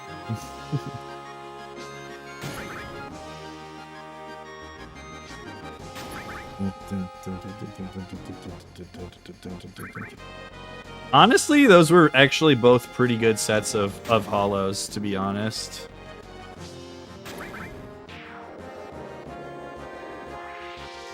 Those were both good packs, though. Like, TM Evo and Cypher Maniacs, like, I like both of those. Like, those will both get used. And then Skeledirge plus Arven. Arven will absolutely get used. And Skeledirge, well, we take any stamped EX or any stamped A spec. Well, I'm like, I like to play, obviously I still play C-Pow, and I probably will until rotation. And then I also have been playing more of Goldengo, which also uses ciphers. So, plenty of use for Cypher Maniacs. Yeah, I use stamp cards in my decks all the time. You gotta swag it out.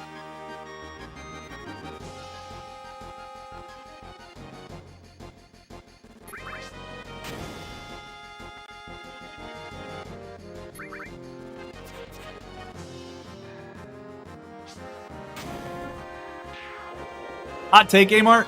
I think Energy Surge Pro is worse than Aroma. I think you should just play Hyper Aroma.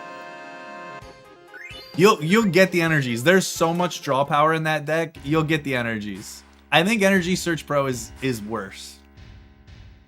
Mess around with it with the Hyper Aroma a bit. And see if you struggle to get energies. Because I've never had it be a problem.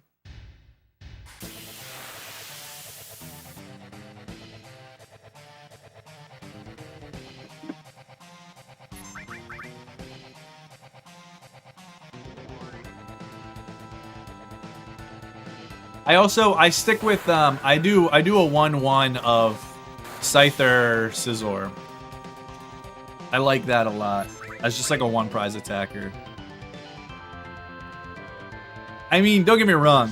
The Energy Search Pro is definitely not a bad card for the deck at all. I've just preferred the Aroma.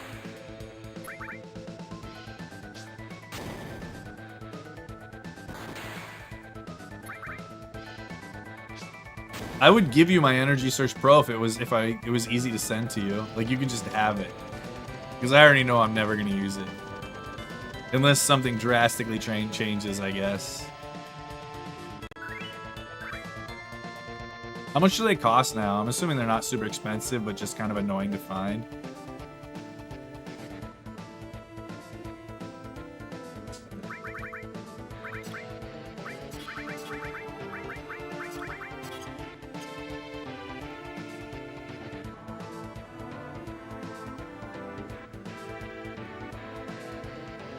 Yeah, I was gonna say, I can't imagine they're super expensive, but that doesn't mean they're easy to find. Like, dude, Pokestops, like, are so annoying to find, and they're not expensive at all.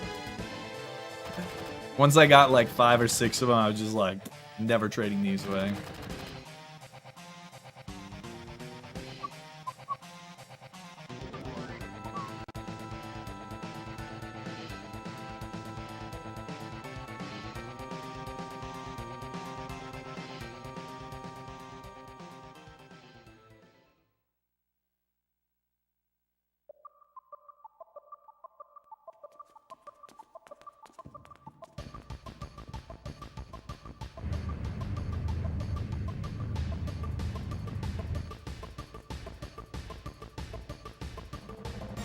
Yeah, they're like obnoxious to find.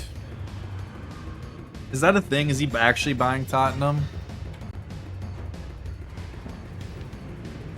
Does anyone from our group like Tottenham?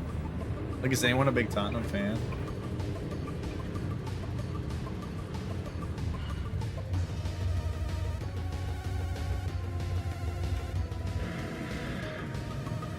The Sant does? Okay. I don't have a problem with Tottenham, but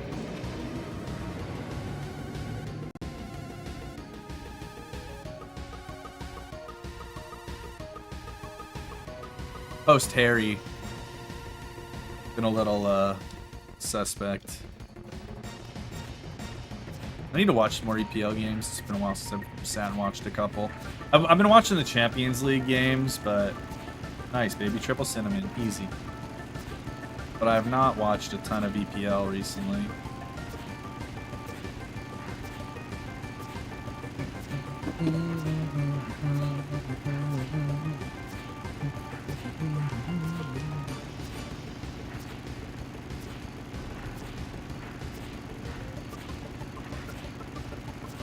Yeah, Liverpool actually look really good.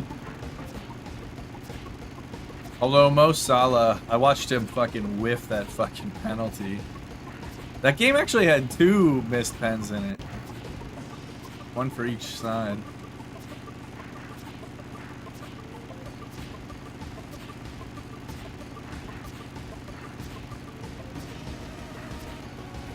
Who do you like, Rabinoff?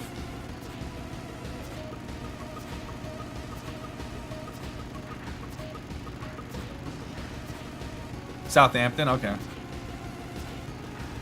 I was like a really, really big Newcastle fan, like all through middle school and high school and college.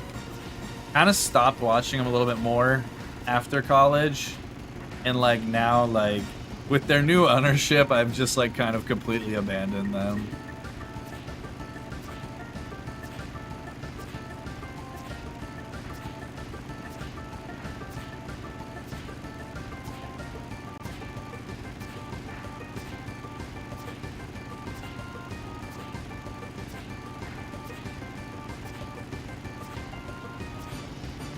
That should be an interesting match, yeah.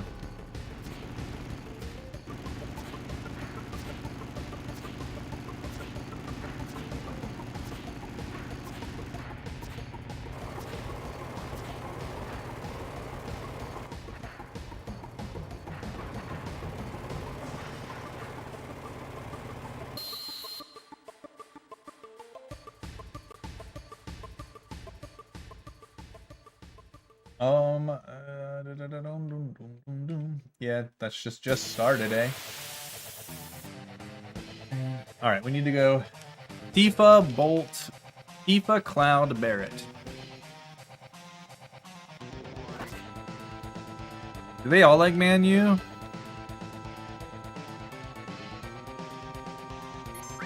Tifa, Bolt. There's one. We need to do 5 Tifa attacks. Nice, the dodge. Hell yeah, Tifa 2 shifted. Krish likes Arsenal. Okay. I was gonna say, I knew that, obviously knew Dion was a big fan. I didn't know about Jindy.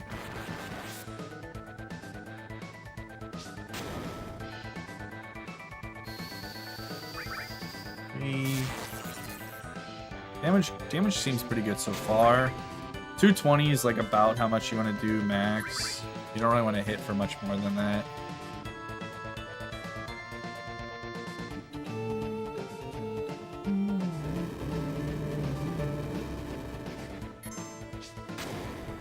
This will be 4. We're hitting kind of hard now. Fortunately, we have plenty of HP, so even if we get the extra one, it won't actually matter. Nobody will die, and then we can heal on the world map. It's fine.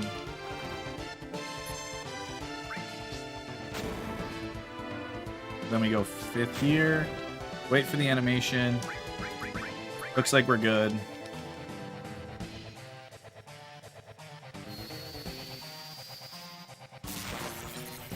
Those.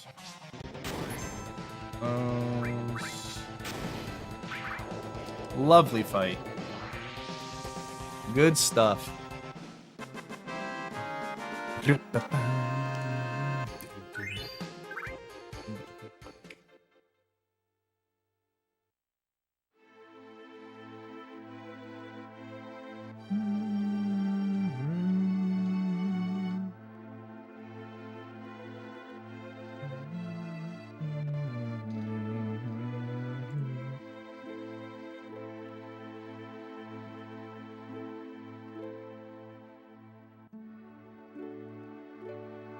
No, I saw that they were out or coming out, though. My rap's gonna be kind of like skewed because I actually got rid of my Spotify Premium recently, like when I moved. Because I was just trying to like not spend money on stuff that I didn't absolutely need. So I actually got rid of my Spotify Premium. Which I have had for the last, 10 years or whatever. I still used Spotify a lot this year, obviously, but just not as much as I have in the past. I also don't commute anymore, so I definitely am not driving nearly as much.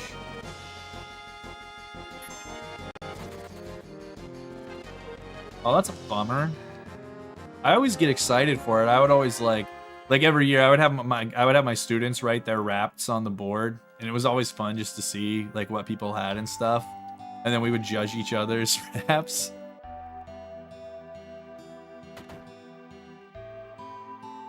Yo, what's up, Jenny? Welcome, welcome.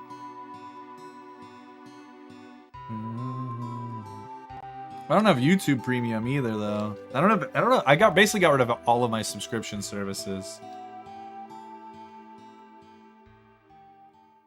Just because I was trying to save some moolah. Fortunately, it was one of those things where I wasn't exactly certain how much money I was going to make full-time streaming on Twitch. Like, I had an idea, but I was, like, kind of playing it safe, And fortunately, the amount that I've actually ended up making streaming full-time is a little bit more than what I expected. So, like, it's been pretty solid. Man, YouTube algorithm needs to get on it a little bit, huh? Get you in here a little bit sooner. Well, welcome in. Yeah, dude, we're just running some FF7 today. I just started, this is only the second time that I've streamed on YouTube.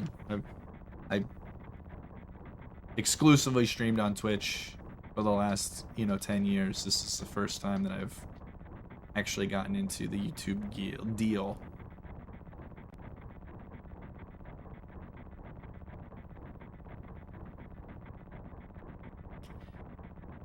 Well, like it's helped that I got the Partner Plus, which I hilariously, like, I keep forgetting about mentioning the Partner Plus. I missed the Partner Plus threshold in October by 2, and I missed it in November by 4. And I think if I had just said something in chat that week, I think I would get the 100 both. So, like, I need to remember to actually look at it again. Even though it's good for a year. But that each time you get it, it extends that year by another month. Yeah, I know. I just completely forgot about it. So there's that. And then the other thing that was nice last month, despite being gone for a week and not streaming for not even streaming for like a week and a half, the front page day helped immensely. Like, I made more from the ads on front page day than I made on the ads the rest of the month combined, because it was just so many people. So that helped out a ton last month, despite being gone.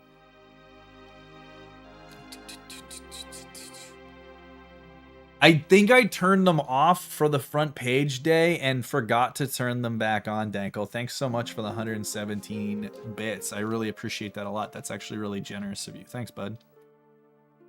I completely forgot to turn them back on. Yeah, I didn't want my alerts on that day because I didn't want them to be like obnoxious, because I assumed, that there would be a lot of people, and there obviously were.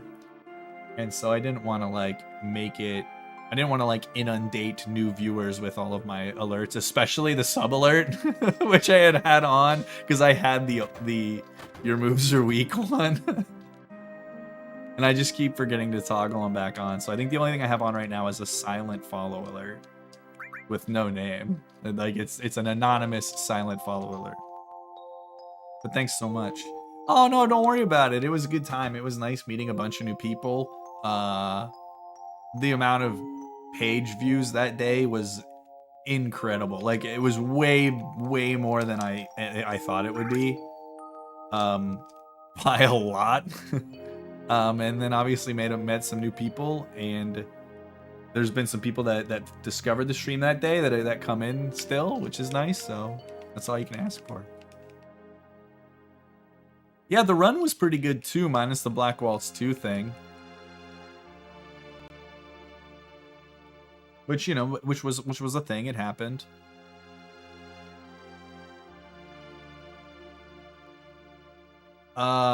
I can look. Let's see.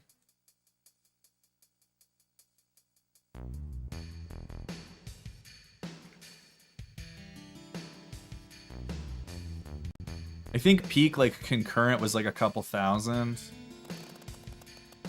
And average was also a couple thousand.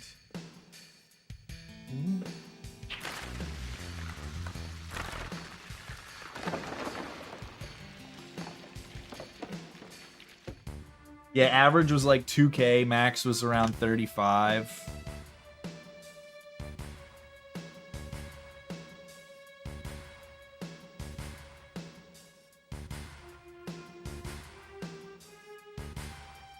Obviously, all of which are the most I have ever had. Normally, as you guys are aware, my streams typically are around, you know, somewhere between 200 and 300. Wait, what the fuck? Why do I not have a preempt?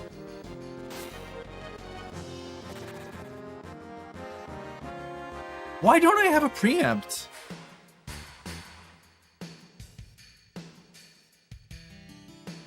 Better question. How am I alive?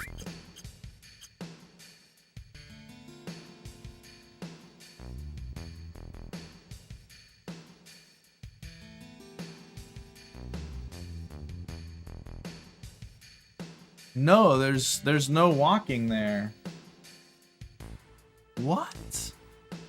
I have no idea what is wrong.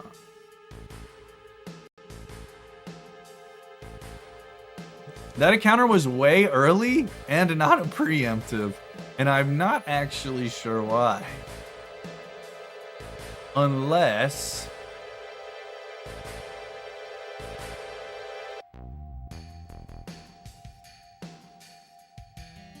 No, I definitely got those encounters. Huh. I actually don't know.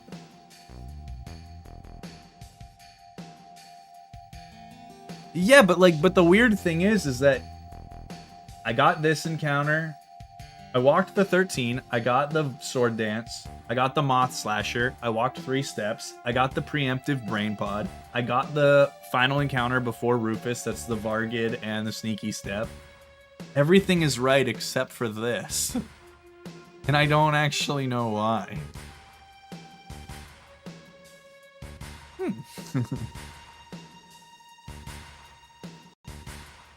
What could have changed it? The fact that I didn't die there is actually unreal.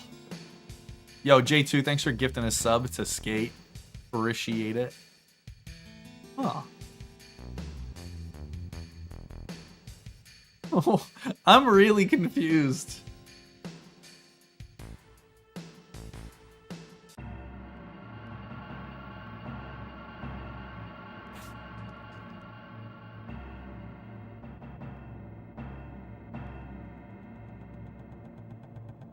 I'm like baffled by what has happened, and I'm also shocked I didn't die. Getting that encounter without the preemptive with the skip is like basically an instant death. I can't believe I didn't die there.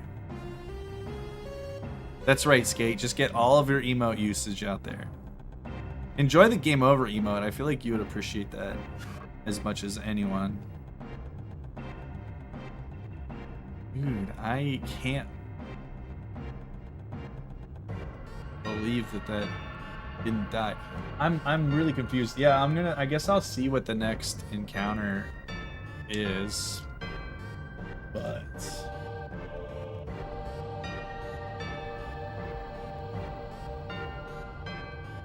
I don't know what the fuck happened here. Dude, your happy birthday video is so good, dude. It was so good. Oh man, dude. Nah, there wasn't. I know that. Not that I can think of. If anything, I was ahead. Which maybe that was the problem. Maybe like because of the change of the screen, maybe I was too far ahead. And it actually forced me into a different encounter.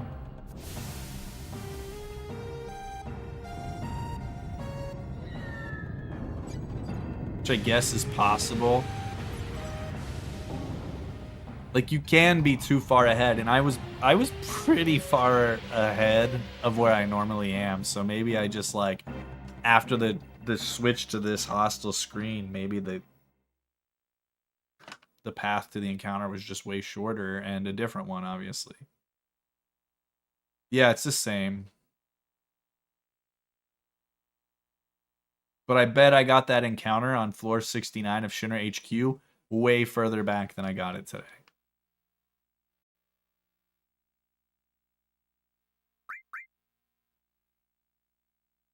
That's good to know though, because like if I get it way far ahead, I guess I'll just double back like 3 steps of running and then cut it. That might actually be what happened. But the bad news is that it will possibly jack up everything after, because even though I'm on the step IDs are all going to be the same, I don't know if that's going to change everything moving forward like it might.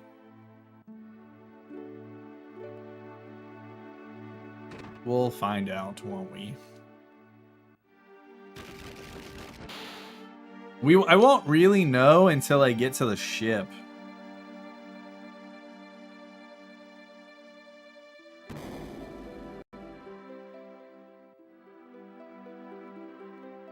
Unless I get an encounter in Mithril Mines, I guess, but it shouldn't be that bad.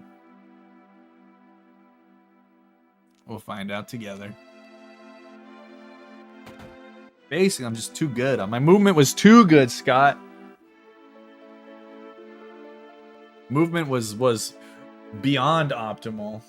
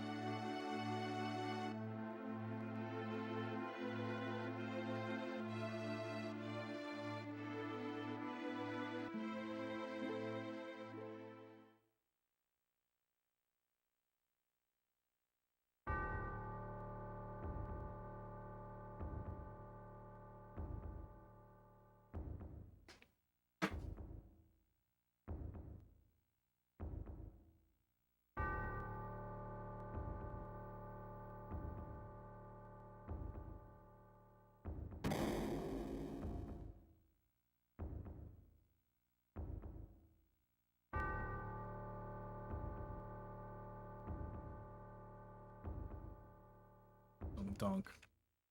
Dunk.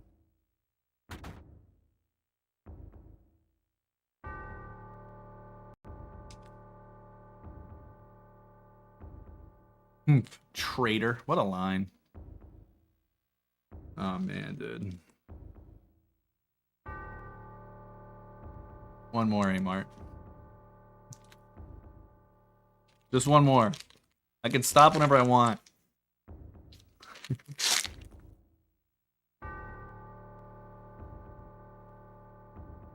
Is Amart even fucking here? Has he ditched me?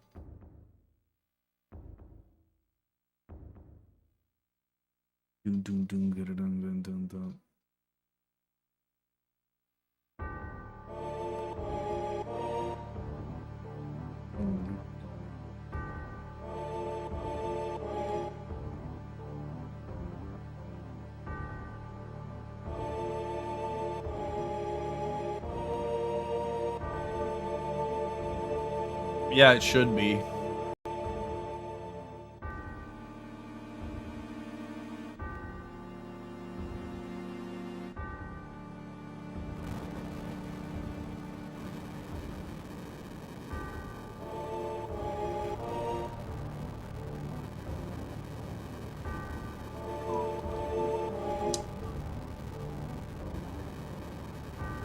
like half a screen later.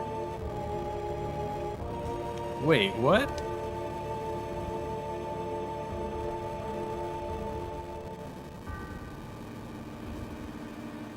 Where did I get it in the last run?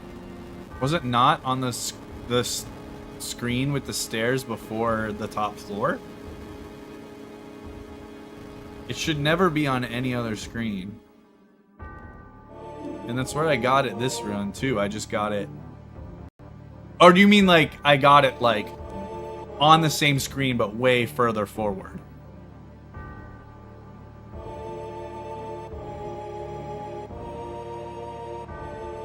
Yeah.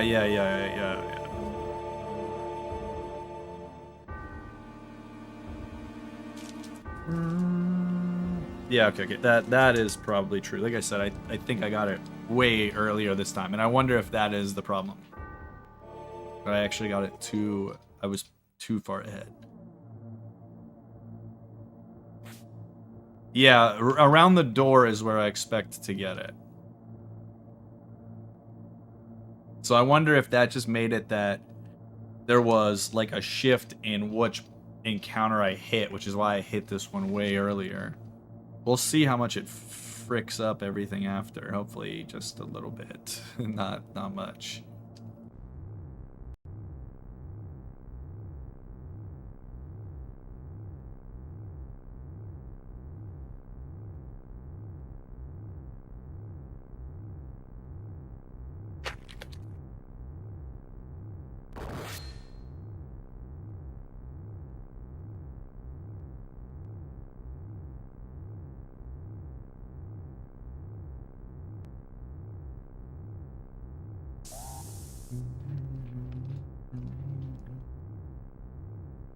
Sorry, Tifa Cham.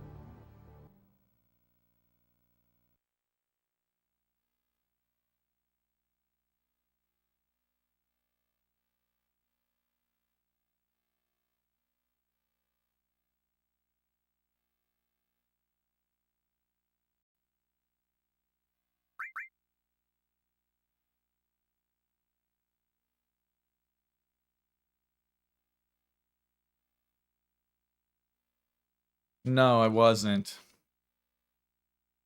I was mostly talking to myself anyway about trying to maybe get my last IGT at 1557. What's up, Alan? We need to get around to Aerith here, though. Come on, 1557. No, we're too late, aren't we? Yeah, we sure are. I always forget how long that fucking scene is.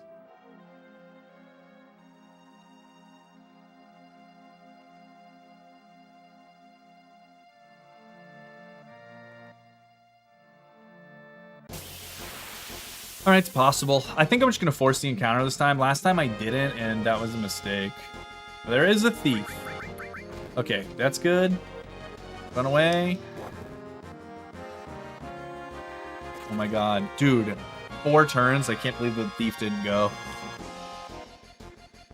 Alright, we're gonna force the encounter here, though. They think it's gonna be faster than the YOLO. Yep. Good. Attack, hell yeah.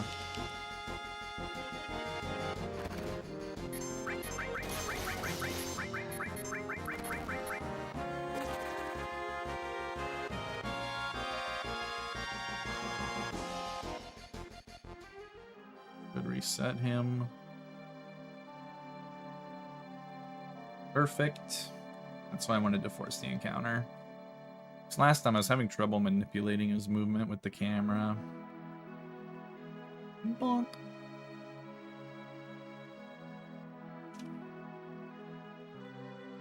I think that's good. Beautiful.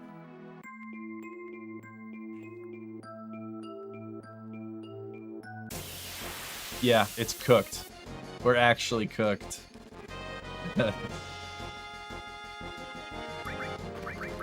That actually fucked the step count up.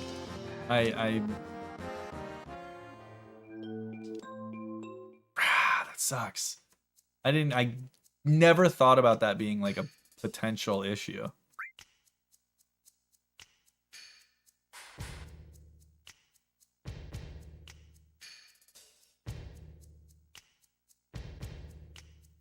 Yeah, but that one can be on either screen. It doesn't matter. It was just a way earlier than it was supposed to be relative to where I got the last encounter. Yeah, the screen for that one doesn't actually matter. What changed was that encounter happened on a way earlier step ID. Because obviously the step ID is increasing, right? So I got the last encounter of Shinra HQ at the same step ID. And I'm on like a path to get an encounter. And there's an encounter, we'll say that's like a vertical line like this, that my path is going underneath of and hitting the next one. But depending on what screen you're on and what the like the danger of each screen we'll say is, it can change. So like the amount that slope can go is variable based on screen. And so whenever I came to Mount Nebel, it was a steeper climb. And because I was so far ahead, I hit that one more or less and then pushed everything forward. So like everything's different now because I hit the earlier encounter rather than going under it and hitting the preempt.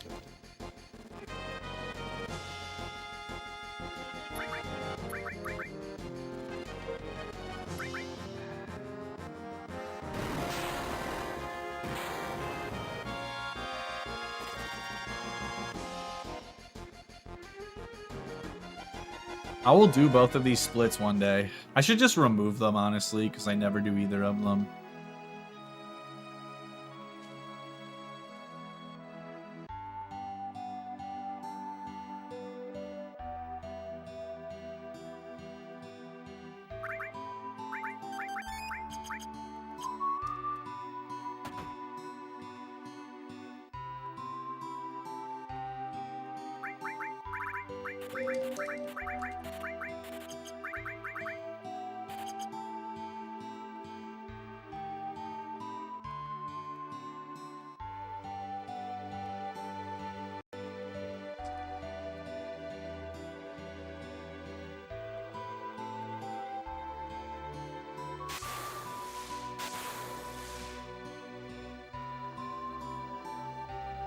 Maybe I'll just miss all the poisons and it won't matter.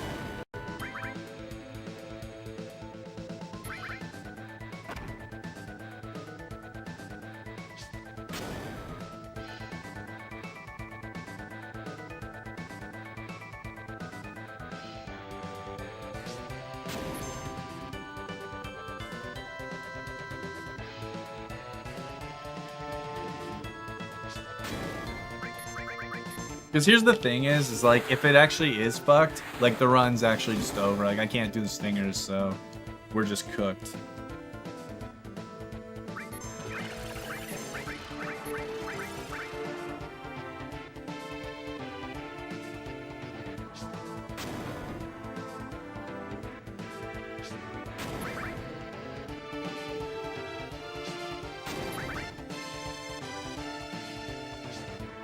And I wish I started earlier so I could do another run.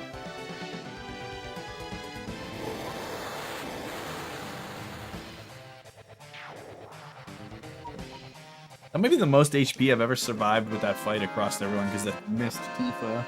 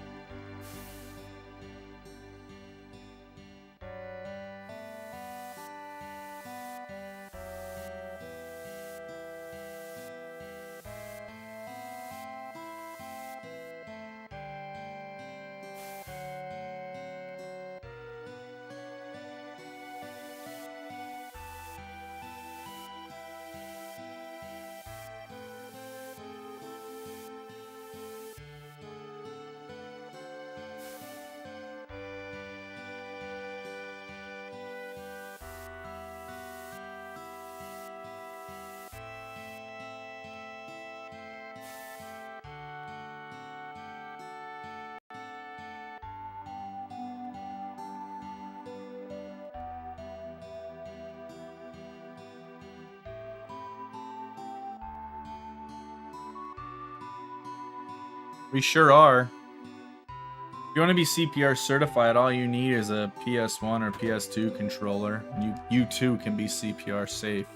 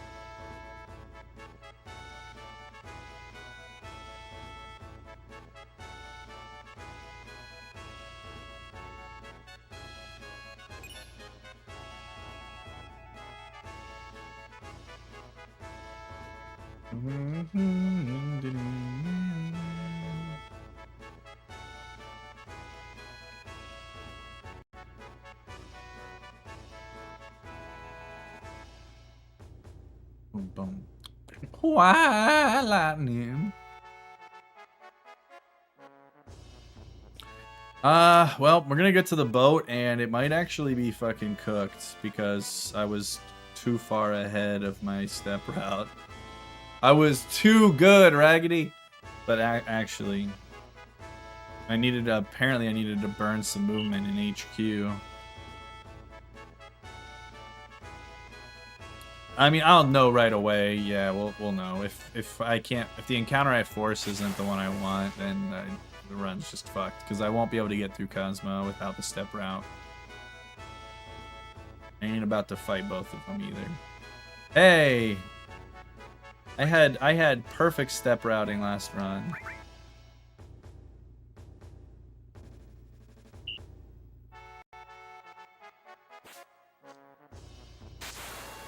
With the double stinger, yeah. Oh no, that wasn't the last full run. That was yesterday. Right?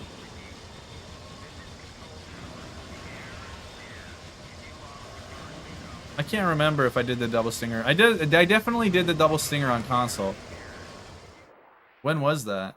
That wasn't yesterday. Is that Monday? That was Monday. My full run did not do the last full run didn't do double stinger. But I did have the step route the whole time.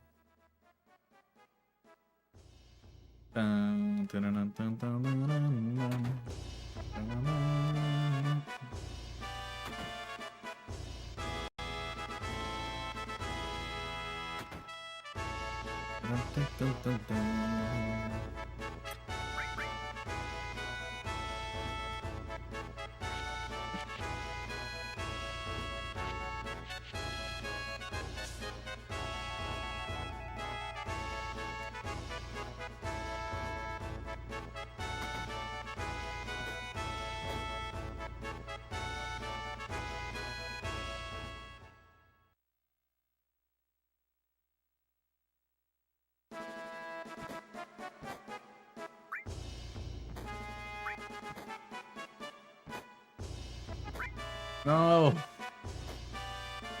All clear. This is Kev.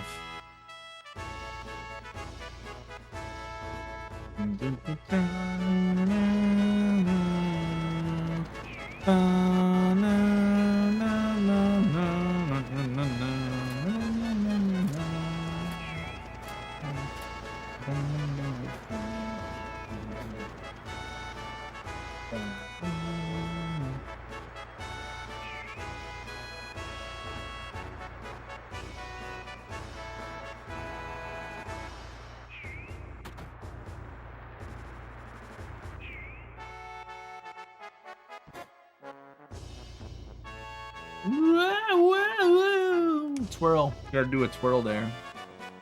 The only way.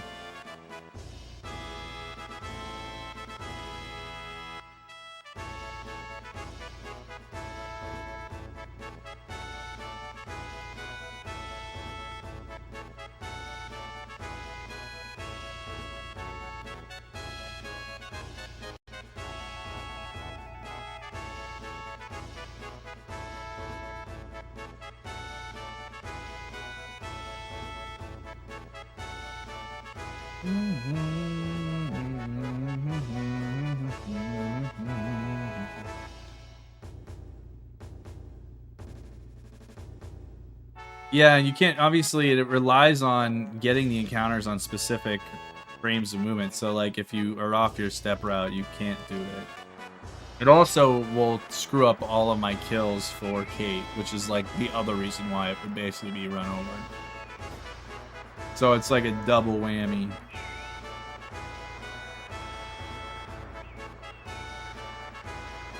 On top of just the high likelihood of a pincer.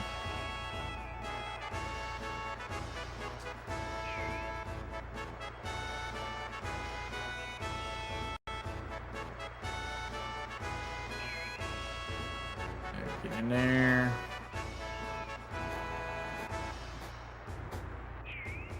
Don't go up to 51. Oof, okay. Bum, ba-dum, bum, bum, bum.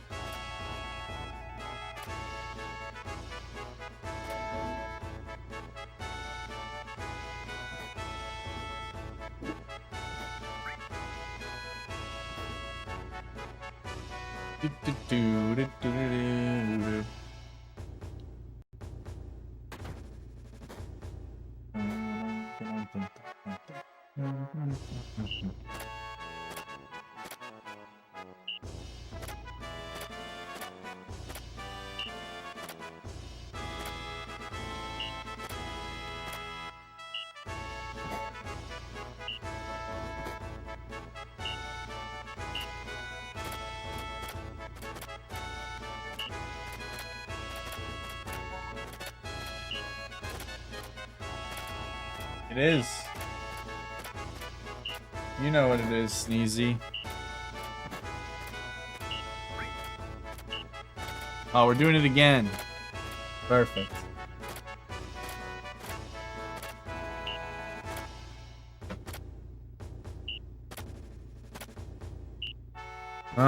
We'll see. We're doing. I mean, I'm okay.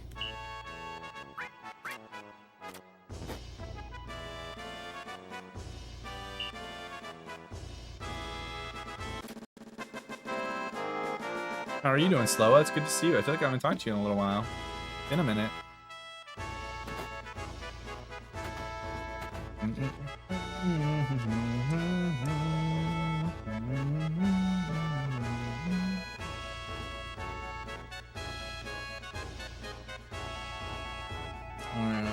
We are about to find out how dead our run is, which is either dead or not dead. There's only two options, you know.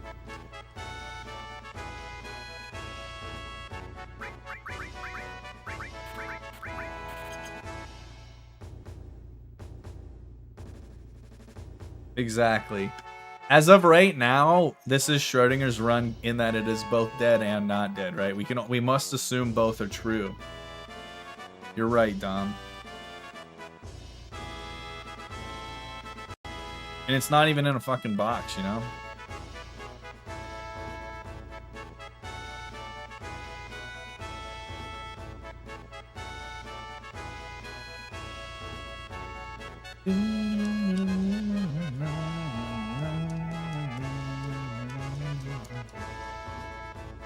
The Schrodinger's Kate, yeah.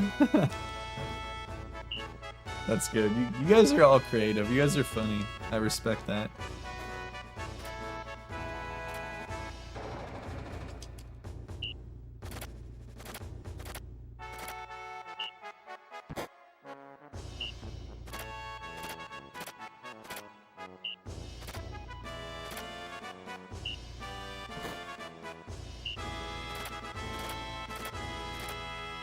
Well, that's the thing that sucks is I'm comparing to my PB right now.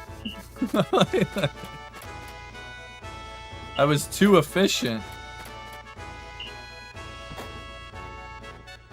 That was just something I had not had happen in practice at all, so I just didn't know that you could actually... But like, and when I thought about it, I'm like, I guess it makes sense. Like, it's certainly a thing that you can do. Fortunately, for me, today. You know?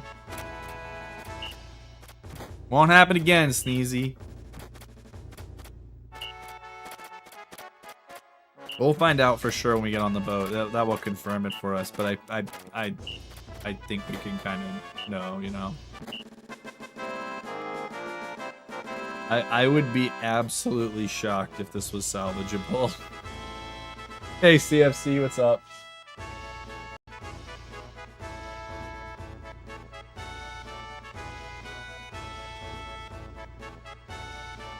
What you doing? You're just like sitting in the dark, Momo. Why don't you come hang out? Come over here. Why don't you come hang out? She's awake now.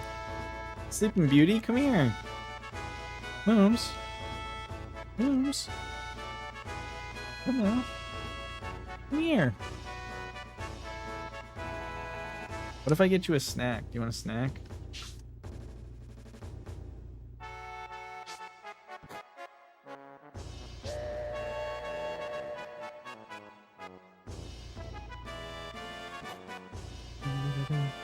What now, Mooms? What now?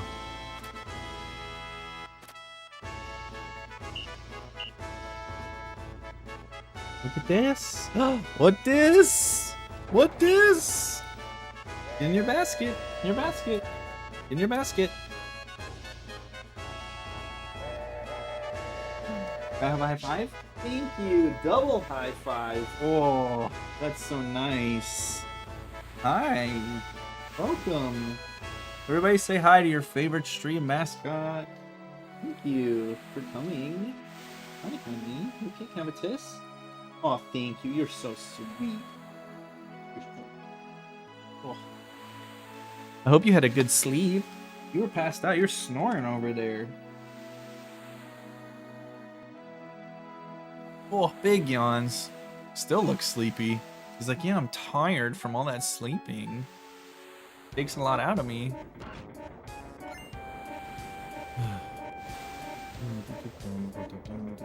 Oh, dude! She's like, thanks for the snack. I'll see you fucking losers later.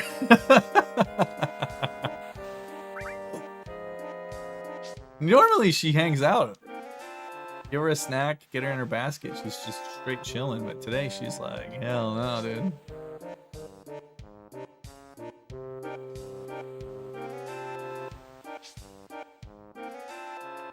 Like, don't ever open prize packs without me again, you fucking loser.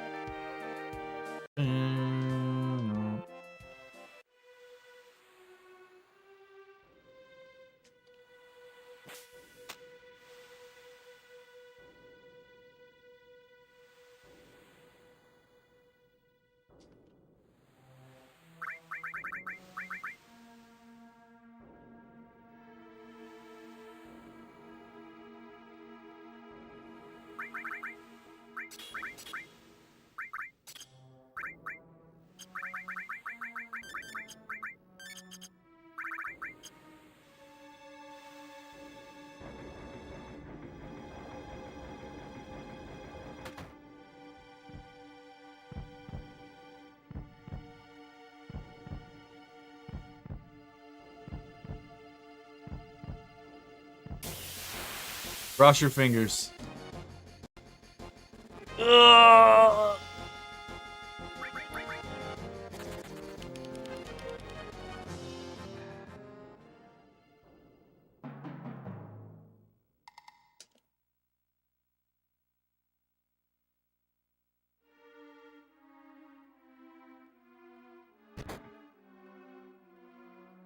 Well, the hope is pretty much gone, unfortunately, because that was a two soldier not preemptive fight. Yeah, I don't really care too much about the preemptive on Genova, but that would be part of it. So yeah, we're cooked. Like, I'm not gonna be able to get through Cosmo. Too good. I was too good this run. We were too good. I do want to see if my theory is correct, though. Ugh.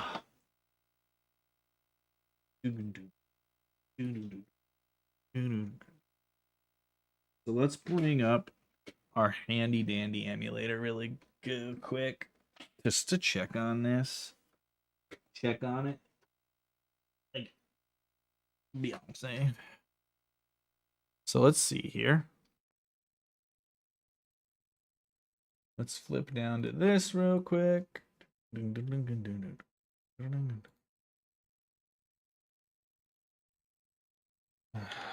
What a bummer.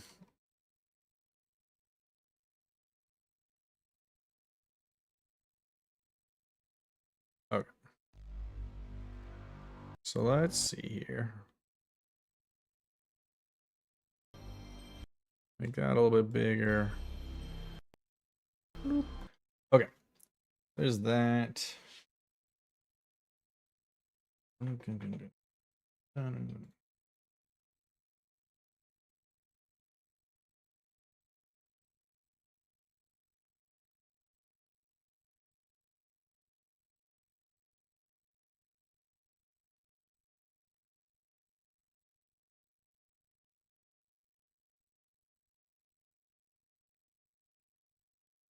This open here.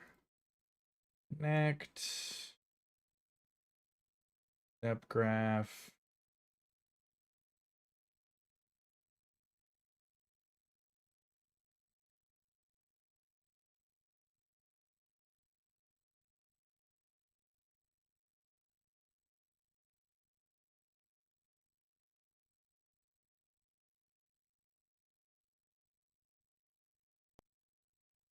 Disc one.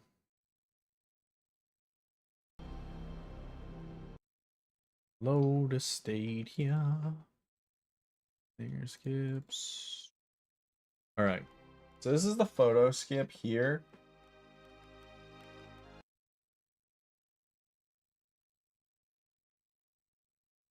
Okay, so this is what I think happened, Scott. So I can, maybe this will help you guys visualize what happened. Let me open this up here so you can actually see this too. I think this is my theory about what happened, and looking at the graph, I already think that my theory is correct. Okay. Can I just make this smaller because it doesn't actually matter all that much? There we go. Okay. So this is where our step graph is at the moment. All right, at the time that this is when we're on the right everything, when everything's good. Okay. So like we're on the photo skip, right? So here we do the photo skip. Da da da da da. I'll do. We'll leave here. Da, da, da, da, da.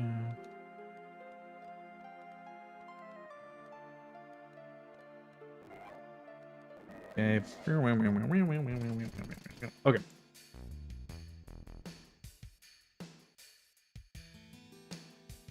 Save state there really quick.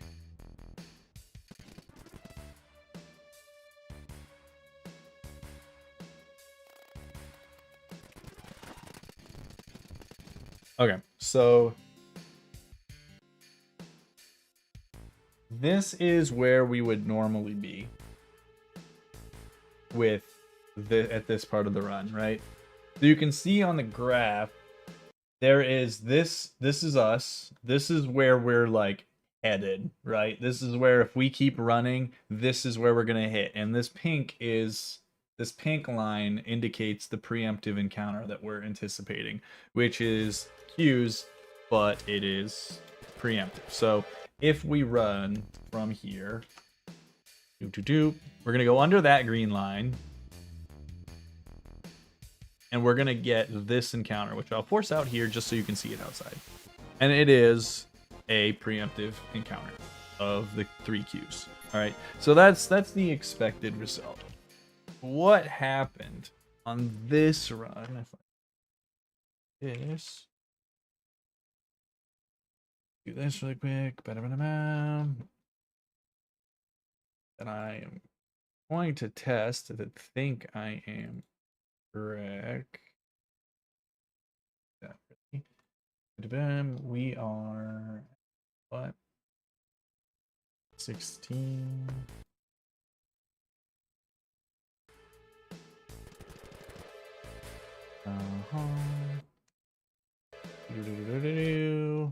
Okay, let's find the one. 6. Make sure it's this. Yep, okay. Add that. Step ID. Okay. Okay. Refresh that state to here.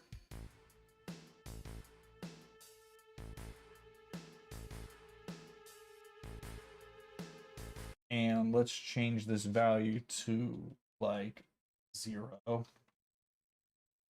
And so now, okay, so now let's assume my step ID when I get here is earlier because it was. All right, this is what happened. And I can already see, if you look at the graph, you can already see what happened. So what happened was I was so far ahead by like, you know, X number of steps, as Scott pointed out in the picture. And so if I change the step ID from 16 to 0, so I moved it back just a couple, like 16 is not a lot. That's only 8 step IDs because it counts by 2. And you can now see on the graph, we're no longer pinged to hit this preempt. We're pinged to hit this encounter. And that's what happened. So I was a little bit ahead and I ran, and running, we hit the encounter right there. And it's going to be the not preemptive, I think 2 Qs, I think is what it was, right? No, it is 3. It's still 3, but it was not preempt. And then normally they would one-shot you and you would die. I just got really lucky. So what I either need to do is either just burn that movement, and if I get that encounter late, or when I get here, like walk like 3 steps and then go. And then I'll get this encounter. Those are the options, basically. Either one is fine, because if you walk, you can go under that and get this one. So, you know, I don't know. I guess if I'm ahead, I can just do like 3 walking steps and then go.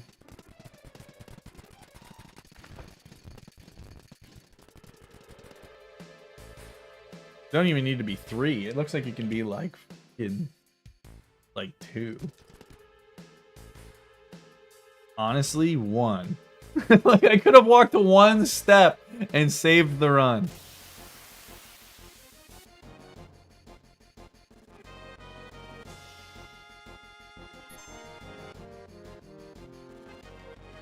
Yeah, I think that's probably what to do. Yeah, skate. I'll just force it at the door, and then I don't have to worry about it. If I force it at the door in HQ, it will never be a problem. Because here's the image from Scott.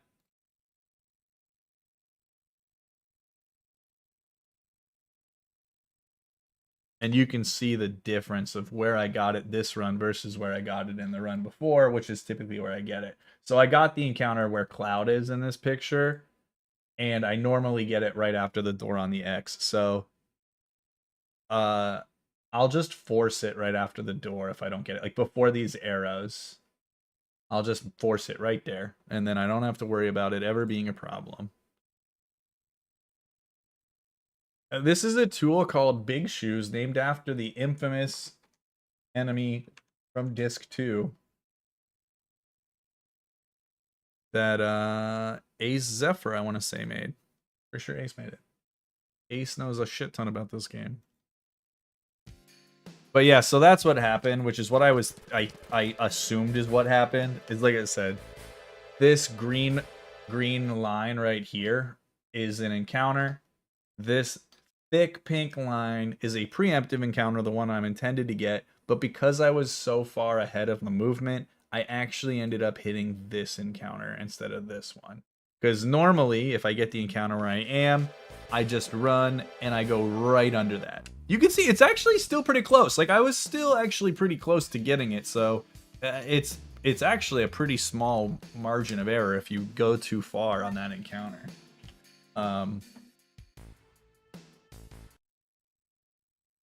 But yeah, if you were like as far ahead as we were, you know, even if it was like this, if we were at like 8, we're still hitting it, which is not very far. And that's like that's obvious. It's run ending. Like that's actually run ending because it throws off the kill farm. It throws off the preemptive on Genova. It throws off the double stinger skip and Cosmo.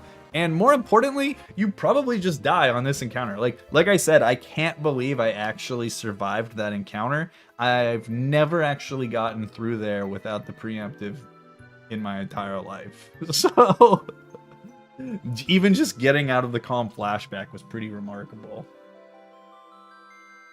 But yeah, so that's what I assumed happened.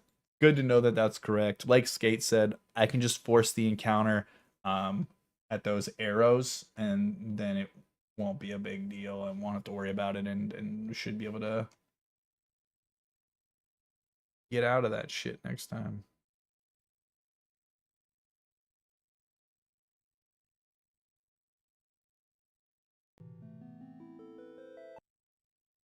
But I did just want to check and see exactly what was happening under the hood. But like I said, I had a feeling that's what happened. And as soon as I adjusted the step ID, I moved it back 8 IDs, and immediately you could see again the graph changed from slope hitting the dark purple preemptive one to hitting the green one that we would normally go underneath. Yeah, the way I always describe it, at least I wish I didn't take it all down. But if you look back, I always describe it using like an icicle metaphor that I learned from Zeal, where it's like all the encounters. If you're like running through a cave, imagine like icicles of different lengths coming down from the ceiling, and like if you bonk one with your head, you get an encounter, and there are some of them that you can like before you get to them, you can slow down and duck and walk underneath them and then get past that one, and that there are like some icicles that you could basically bypass by doing that. No fewer than 4 bats are around the icicles.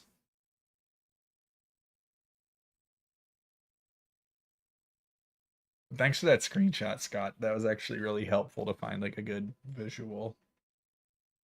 It is now 4:20 p.m. Shoutouts. Well, that's the thing. You use slots to the bat. I don't even think the bats die, you know?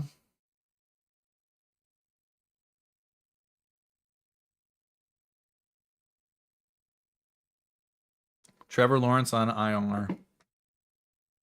I'm pretty gummy and some ghosts. I don't think I can gummy it up today. I got stuff to do.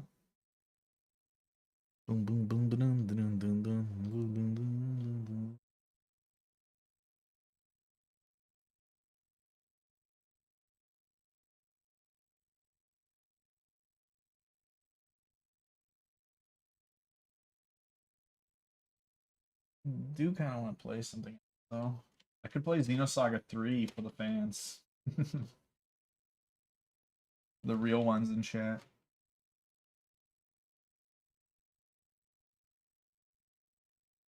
Got FF7, FF8, FF9, FF9, FF10, Xenosaga. Those are the games that I have over here. And then Ghost of Tsushima. Solid combination of games, right?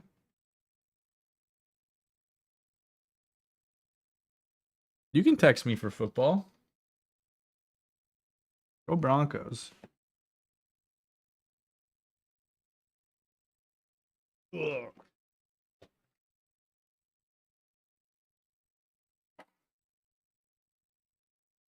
Maybe I'll play Resident Evil 3 a little bit later or something. I'm going to work on some stuff. All right. Thank you guys for hanging out. I appreciate it. Whether you were on Twitch or on YouTube today, shout outs to the new YouTube stream. Folks over there, thanks for popping in. Yeah, it's real spoopy. I'll just start it over too. I'll probably start it from the beginning. I've been running a mod that it I replaced Jill's model and Nemesis and Carlos's model. So Jill, right now I have it set up that Jill is replaced by Ada Wong. Nemesis is replaced by a large panda bear, and Carlos is replaced by Mega Man. And it's or a Mega Man character, and it's been pretty fun. I'll start it over though. All right. I'm gonna go eat something and then get my chores done, and then I'll probably play something else.